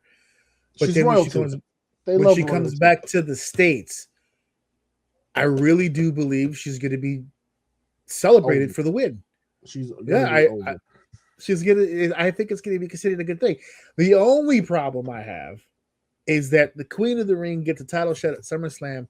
We're not quite sure which champion. However, Charlotte's on SmackDown. Rhea Ripley's on SmackDown. Charlotte gets the title match. Do I get to see Charlotte and Rhea one more time? Because I would definitely check. Story-wise, that would make sense because they've been intertwined quite a bit lately. So. Look who she beat in the finals to get to Rhea. She beat the bestie. So that actually could work itself out. I'm not entirely sure. The guys, I had made I wanted Balor, but Balor's out. You not only chose Jay to win the 4-way. I had a reason. Your prediction of Oba Jay final is still very much on the table. As a matter of fact, we'll know as of Friday. Let's relax. Let's relax. Yeah, Evans is not going over Jay. Let's not pretend. Let's enjoy that match because it's going to be fun. I didn't think he was going to beat anybody in the semi. Whether it be if he had gotten Balor, I didn't think he was going to win. If he had gotten Royce, I didn't think he was going to win. If he had gotten anybody that came out of that 4-way, he wasn't winning. Correct. But I had picked Balor because I thought Evans would be able to get a phenomenal in-ring lesson from Balor about how to work higher on the card, on TV. He's not going to get that from Jey Uso. What it seems like now is that they're prepping Javon to kind of feed the Jey Uso fire just a little bit. So I think the Jey Uso Oba Femi final is pretty much written in stone at this point. We just got to finalize it on Friday. But that takes us to Jey Uso versus Oba Femi in Saudi Arabia. Will they be yeeting in the desert?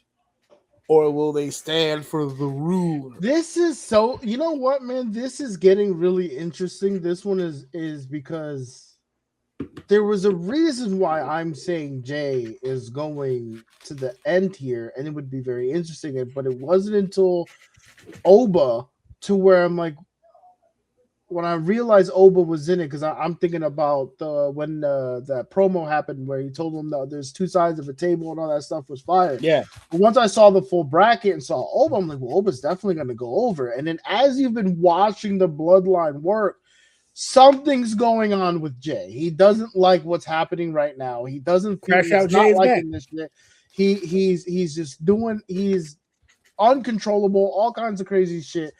I think the story they're running right now is pretty fun. Jimmy's trying to, be the diplomat. He's trying to keep everything in order. Jay's a loose cannon going crazy. And I'll tell you what, man, and he's, God damn it, he's doing it again, man. What Roman is doing for Fatu right now is absolutely fucking insane. Like, it's so good. With him, with the get back up there and splash them, do it again. Like they look like they're having fun. Fatu's looking like a fucking animal, like he should look. Like they just look so good together. This shit looks good. And what makes it even better is Jay's not fucking with it because he's seeing very quickly that Roman's kind of fucking with this Wolverine. Like he could do something. He's liking him. He likes him here. And I don't think between Jay being that right-hand man last time and or what Jay has done when that whole bloodline thing ended, he's not happy. So I'm interested in, one, I don't think Jay wins this. Oba wins this. So I don't know what that does to the storyline. Or maybe they screw Oba and Jay does go over, but now we're in a situation where it really does feel like Jay would challenge Roman. But I don't know if that's the chips you want to cash in right now. So I'm it's possible, but I'm just Bloodline did to me. I know people are sick of it, dude. Bloodline's doing it again because I don't know where they're going with this shit, and I love it. Because I could also very much see him follow through with exactly what he's been saying on Raw, which is I'm challenging Cody Rhodes for the WWE Undisputed Championship. Because I could also see that because they have a history as former tag team champions together, to where that could be another play there, and Jay not winning that championship could add another layer to the Bloodline deal where it's like, well, when we did the Bloodline the first time, you said I was holding you back. So the second time, I haven't done shit to you. You had all the opportunity in the world. You didn't get it done. So now what happens now? And if Oba now goes after Roman, now this guy's on my ass because you couldn't handle business. Yeah. Like there's so many different. I really don't think that's the way they're gonna go. I don't think they want Oba and Roman touching right now. But I'm just saying that's very unlikely. I'm just saying it's fun to have these opportunities of ideas of what we're doing with this. So Jay being at the end here, I'm really interested to see how they're going to do this and what they're going to do after, because there's no question to me that Oba's not going over. It's just how are they going to drive this story going forward, because Jay clearly is on a fucking donkey on the edge, dude. This guy's about to lose his fucking mind. And let's not lose track of also somewhere off in the weeds and the binoculars looking for his opportunity to strike is LA Knight. Because the Bloodline have been fucking him up the last few weeks, and they fucked him up this past Monday, this time with the newly enshrined member of Jacob Fatu with his Ula Fala. Or as my wife called it, she's the best. Because you notice when he pulled it out, it looked like coffee beans. It was like brown. And my wife was like, ooh, he's giving him the Ula Caca. I was just like, the greatest thing of all time. The Ula Caca. That's what he's got. Oh, man. So, yeah. So, we're going to take a look this Friday, see what the last two matches finalize out at. And then next week, live on the live experience, we're going to do the Night of Champions show where we just kind of go over the card a little bit. We're not doing a whole Night of Champions thing. We're just going to talk the card a little bit. And obviously, the finals will be a part of that card. And we're talking some other topics next week. But let's get into our main event, y'all. It is now time for the main event of the evening. And now it is time for our main event where we talk about a forbidden protest. Now, I have been told, AJ, come on, brother. Are you getting worked? Don't do that. You know it's a work. You know it's a work. Yota Tsuji, the IWGP Heavyweight Champion, he's going to be there. Don't you worry about it. Well, guess what, folks? I'm not here to debate whether or not his claim is a work or a shoot. I'm here to let all of you know he's got a fucking point. That's what we're here to talk about. Even if it is a work, he like accidentally stumbled on a good point. Is that what you're saying? On something, because I think it's time on the 5th year to start to have the conversation. Now, I want to preface everything we're about to say by saying this. I'm not here to hate on AEW in this conversation. I'm not here to hate on New Japan. I'm here to simply say business is business, whether it's wrestling or not. Business is business. And when you do something that feels special the first couple times you do it, and then you beat it into the ground, you have a choice. Get out while it's hot, or ruin the good thing because you stayed in it for too long. Yep. I don't think he's saying fuck AEW. I don't think he's saying fuck the American fans or the Western fans. I don't think that's what he's saying. I think what he's saying is that New Japan Pro Wrestling right now, currently, is in the middle of a complete makeover. They're trying to build. If I'm not mistaken, a lot of the established old heads have moved on, and now we're left with. They're all on fucking AEW and WWE now. Yeah, all their top stars all left, so they're in kind of a rebuild mode, which is not again. No shade, no disrespect. they're in a rebuild. It's not their first time doing this. They've lived since 1972. They've had many regimes where they've had to kind of reshuffle the deck, build some new stars, make some new figures in the sport for people to follow for New Japan. It's not a new thing. They just happen to be in the midst of it. When Forbidden Door first started, there was a lot of dream matches on the table. Okada was in Japan. Will Ospreay was on Japan. Naito was on Japan. Tanahashi was still in the ring. And then to go against some of the American superstars, it made sense to do Forbidden Door because it was, at the time, truly forbidden. It was a thing that didn't happen a lot where mainstream companies would get together live on pay-per-view. It was a spectacle. It was a thing. The problem is, due to that exposure, a lot of New Japan talent left because what happens is they either went to AEW because it was a direct pipeline. You're already working with them. You have communications with them. They're already seeing your work. All Tony has to do is flash his credit card and we're straight. If that didn't happen for some talent to go to AEW, that exposure from AEW, meaning being on AEW pay-per-view, got them seen by WWE.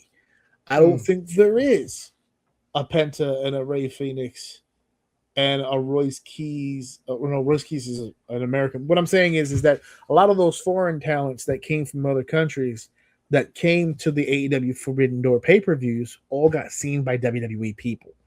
So even if they didn't go to AEW, they took contracts with WWE. So New Japan, I don't want to say has been gutted, but they're in the middle of a rebuild right now. So he could be working. It could be a shoot. It could go either way. But the fact that the champion is stating out loud that I'm not worried about AEW because it's my job right now to reestablish this company here at home where it matters most, because we're not filling up the Tokyo Dome anymore.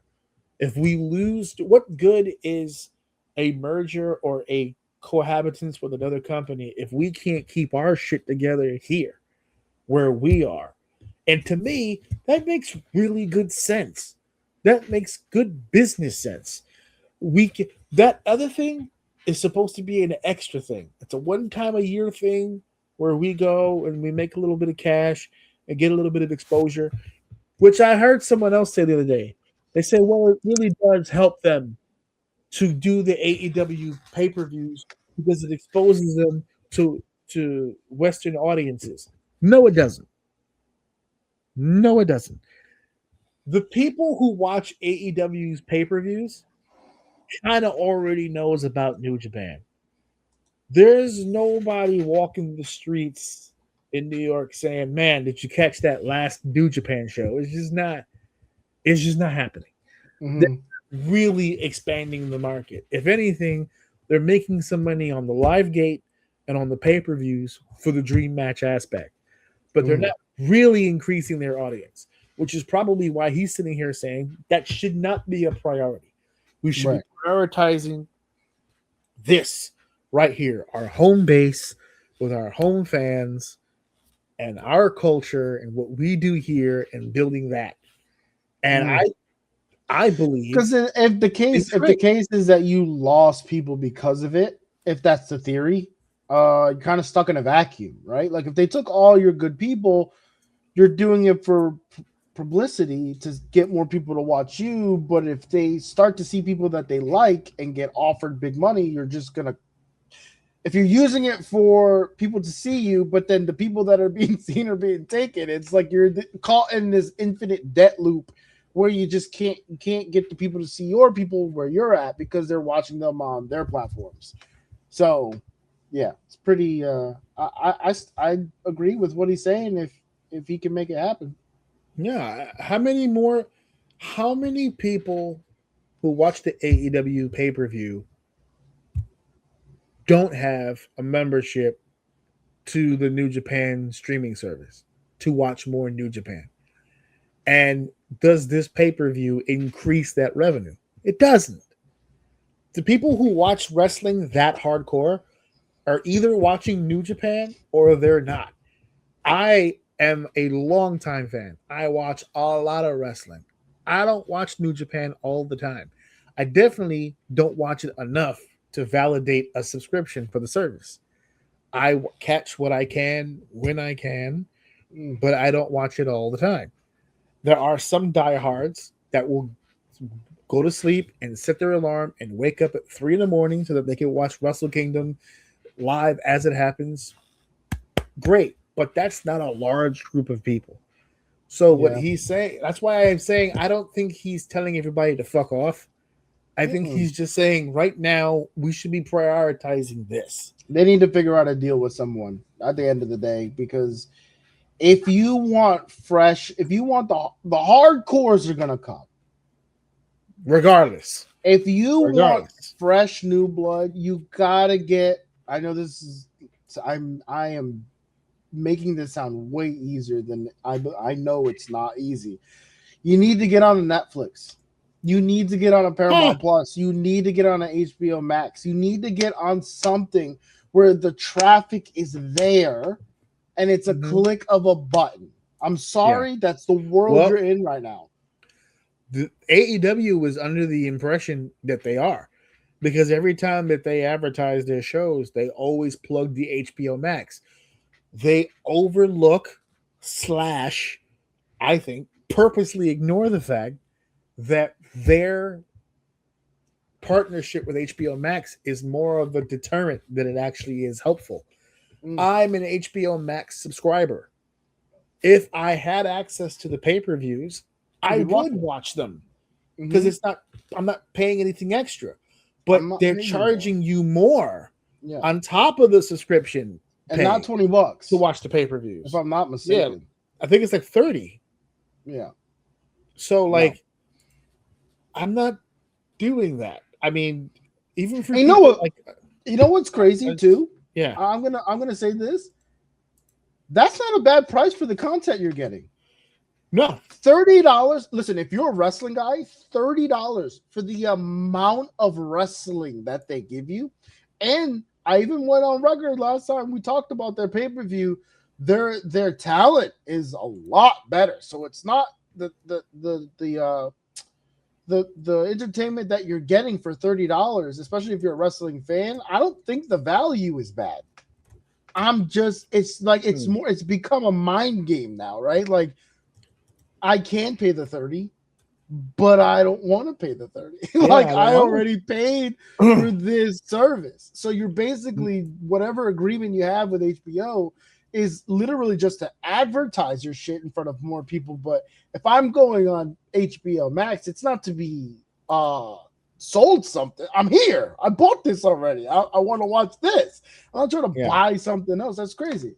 It's like I'll never buy something off of YouTube. You ever see those things where it's like if you search like a show or something, and usually at the top they're like, you can buy this series for whatever, and you can watch all the shows. I'm like, or I could click the next one under that is like 4 episodes for free. Like, what the fuck are you talking about? I'm not doing that. To me, it's like the same mindset. Like, I paid for this already. I'm not paying for more. I'm not doing it. It's nice to have on the flyer that it's available on HBO Max, but it's not available on HBO Max. It's the same service you were using before, just on HBO Max. It's a per diem price. So like, I don't know for sure if the pay-per-view aspect is actually helping business. I don't know the numbers, but I can almost assume that it's not in the way that I think they hope that a relation, like not in the way that Netflix is helping WWE. And Netflix is not even housing the pay-per-views. ESPN houses the pay-per-views. And Netflix has the old pay-per-views. I have a habit of putting wrestling on the background whenever I'm doing something intense and I want to kind of keep my mind off of what I'm doing. Like, for instance, my son just graduated from elementary school. He is now going to be a middle school student. So we got him this brand new wood-based desk that is, because we're giving you his old desk, the kid one. He has an adult one now, the big one, and it's got it's got like the LED strip so it lights up. It's got plugs for chargers. It's a nice computer chair. Yep, Bren. It's one of these computer chairs. Let's go. He's got a whole. He's a man now. And it took me a long time to put it together. And what sucks is that we didn't want him to see it. Wanted to surprise him. So we waited for him to go to bed Thursday night. He was graduating on Friday. We put him to bed Thursday night. So I didn't start till like 9 with the desk and all of the extra shit we bought for the desk, like charging docks and stuff like that. And then the chair. I was up till 2 a.m. putting that shit together. But that whole block. Come on, stop playing. You know that shit was fun. Building Awesome. Your son's first desk, dude. Come on. It brought back memories when I put together his first crib, because it was the same process. I had the wrestling on in the background. I had a beer with me, and we're just doing it. Alan wrenching it up, and then just so crazy. Funny. It's funny. Sidebar: we bought when he first got, he was doing a lot of laying, and I'm like, these kids gonna get a fucking bed sore. We need to find something so we can sit him up. So we got those just a little seat thing that you can like plop him in, and he kind of like sits up. He doesn't really have to hold himself or anything. And we got the box, and Nora starts opening it up. I'm like, what are you doing? And she's like, well, I'm gonna start putting it together. I said, if you don't fucking get out of here, that's the first thing I'm gonna build in front of my son. Get the fuck out of here. Like, what are you doing? This is man shit right here. Yeah. Get me a beer. I'm gonna build this thing that's gonna take me 5 seconds, but it reminds me of my wife tried that too. She goes, so when are we starting? I said, who the fuck is we? We aren't doing shit. This is I get one of these. You're going to bed. You're going to bed. It's me. It's me. It's this desk. And for the first 3 hours of me putting this desk together, it's 1998. Oh WWE my god, dude! Over the Edge, Stone Cold Steve Austin versus Dude Love for the WWF title. Get the fuck out of my way. Yeah, and then for those of you at home that were wondering, it's only a 3-hour pay-per-view. You were up for 3 more hours. What did you do? Old school NWA Ric Flair and Kerry Von Erich in Texas Stadium, baby. We took it back to the Crockett promotion days. Actually, no, that's a lie. That's world class. Took it back to world class. Took it to Dallas, to the Fort Worth area, baby. And I'm clanking away. Blah, blah, blah. Now, you can't keep his ass out of that goddamn computer. I was going to say, do you like it? Like it. When we watch stuff in my room, he brings his computer chair to the room. He wants to sit in his chair at all fucking time.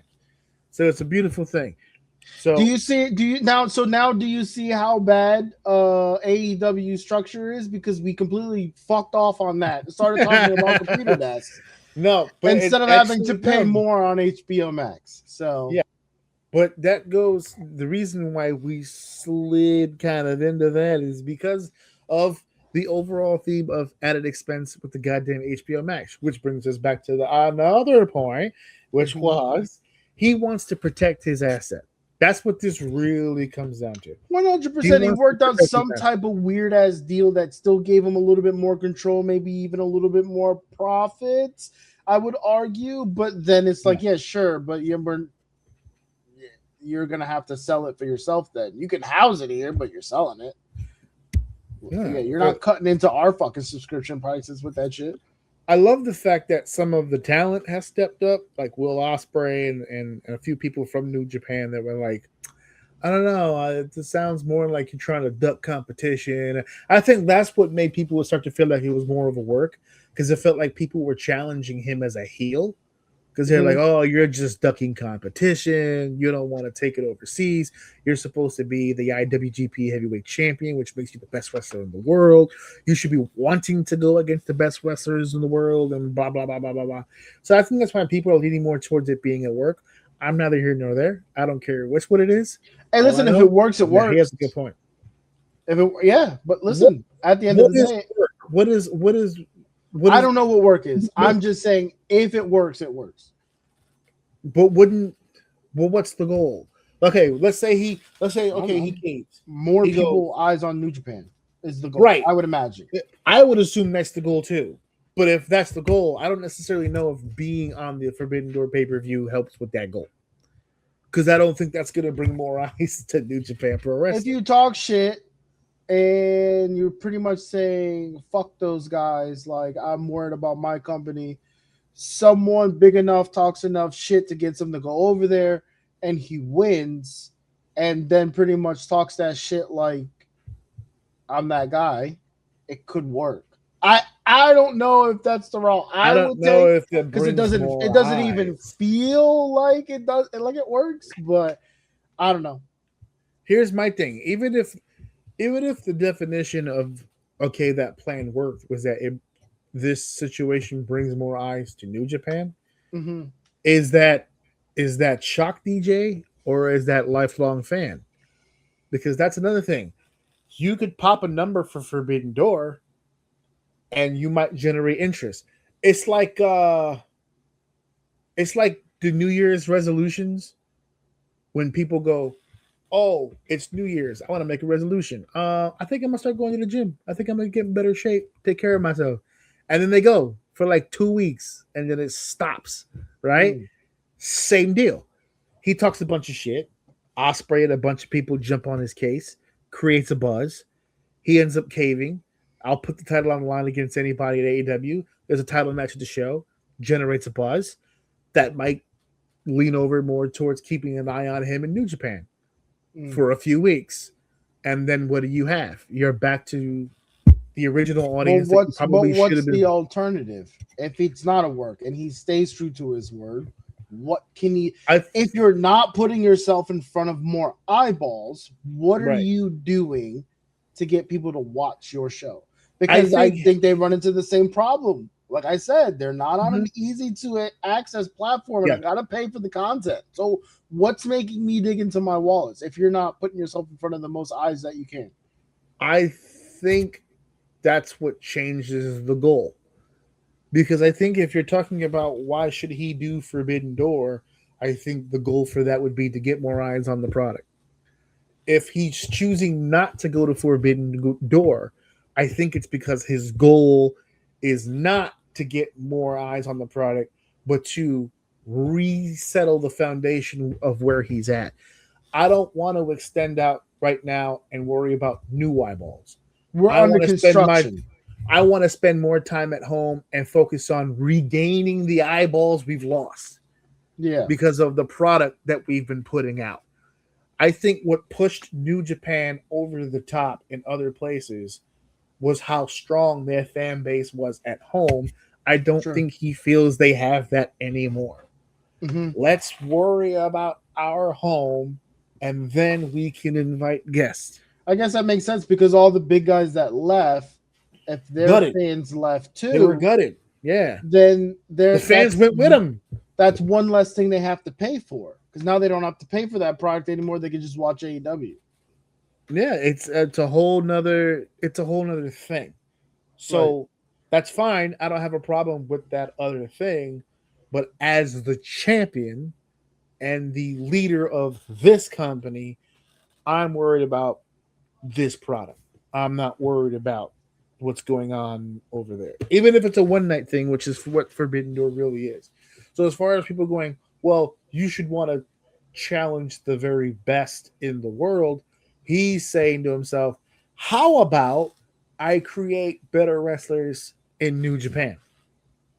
Because then we'll have a whole gaggle of wrestlers that are the best wrestlers, and then we won't have to worry about me having it. Because remember, up until recently, not really recently, maybe like the mid 2010s, Japan didn't have a lot of access to the States. There's so many legends in Japan that never wrestled in the States. It was always its own thing. And the closest that we ever got as Americans is when our Americans went to Japan. Mhm. Now we live in a world where it's kind of both ways. The highway now runs both ways. Japanese guys come to the States, guys from the States go to Japan. It's not really all that special anymore. It happens all the time. And that might be, to me, another reason why he wants to kind of pull back on that, because we've been giving them too much access. They see how the nuggets are made now. We don't feel special to American audiences anymore. Now we're just another company. So let's go ahead and pull back from that. Let the thirst, let the hunger build to see more of us. And in that time period, build stars that they're going to want to see when that hunger and thirst builds up. I might be reading into all this, but that's what it sounds like to me. So, I mean, people can feel however they want to feel about it. That's how I feel about it. I don't think he's wrong. I don't think anybody from AEW was wrong either. They want the IWGP Heavyweight Champion there. It doesn't make sense to have all this wonderful New Japan talent and not have the champion there. But, and I've seen counter arguments, New Japan does have a global champion on the roster. They have a belt for the global championship. Send the fucking global champion over there if he's down to go. Mm-hmm. And keep the world champion back in New Japan doing his thing and building the brand. There's a lot of different ways you can go with it. I don't understand the hate. But there doesn't seem to be a lot of controversy about it. People seem to be a little bit more understanding. I'm actually seeing more outrage from the performers than the actual fans. So it can go either way. I understand both sides. It is what it is. But I see what he's saying. It makes sense to me. So, anywho, once again, thank you guys for another episode of Orsini's Uncensored Mind. This was episode 360. Next week, 361. And we are... You gotta stop smacking that fucking mic, dude. Jesus Can you hear it? Absolutely. Yes, every fucking time. God damn. But I'm trying to illustrate a point. It has a nice flat top on it. So it's I'm sure it does. It flattens my fucking eardrums too when you do it. Very malleable. The first few times, I think you started doing that shit like a few weeks ago. First few times, I thought it was just like an accident, but now it's just like you're doing that shit on purpose. It's enthusiasm. Anyway, next week we are live. We're doing the live experience. We're going to be here exact same time that we normally would record. So I guess that would be 7:00. And we're going to be live at 7 p.m. next week. I got my crown put in today, and I don't have another appointment for 2 weeks, so I'm going to be fresh, good to go. I'm even going to take me a fresh shower and be clean. And we're going live. I'm going to have a fresh cut, too, next week. Oh, you ain't going to line that up? I'm going to line. That's cute. That's cute. If I did a line to come this way to start to go up, it would keep going up all the way to the back of my head. I'd have a Road Warrior Hawk situation going on with the two lines.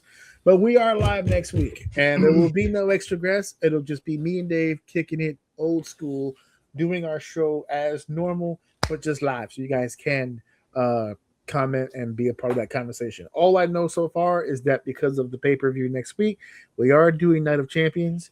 I know that Forbidden Door is the next day. I don't have it in me. I don't have it in me to do Forbidden Door. So we're gonna do Night of Champions. It's shorter. There's a lot going on with that. Forbidden Door is when? Like the day after. So it's like Sunday. This weekend, I will be heading once again back to the Casa de Deception. We're heading back to the house to chill and do the fatherly gimmick. We're doing the Father's Day gimmick this weekend. So as we leave here tonight, happy Father's Day to all the dads out there kicking ass, doing their thing. Not a happy Father's Day for the deadbeat dads.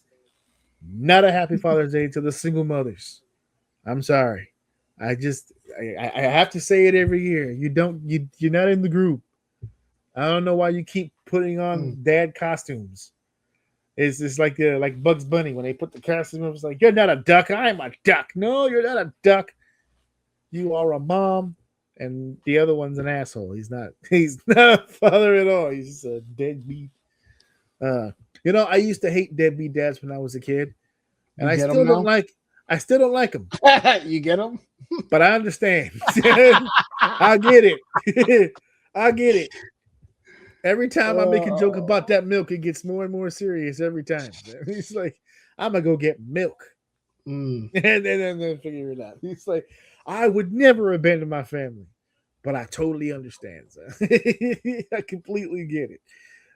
So thank you guys for listening. Thank you guys for sharing. Thank you guys for everything you guys do. I'm so tired right now. Thank you guys for enjoying. I think that's part of it too. We'll see you guys next week as we go live with the live experience. We see. Like drop. Wait. Wait a minute. This is too much. Cooking it like a pro. Wrap it up, everybody. Show's over.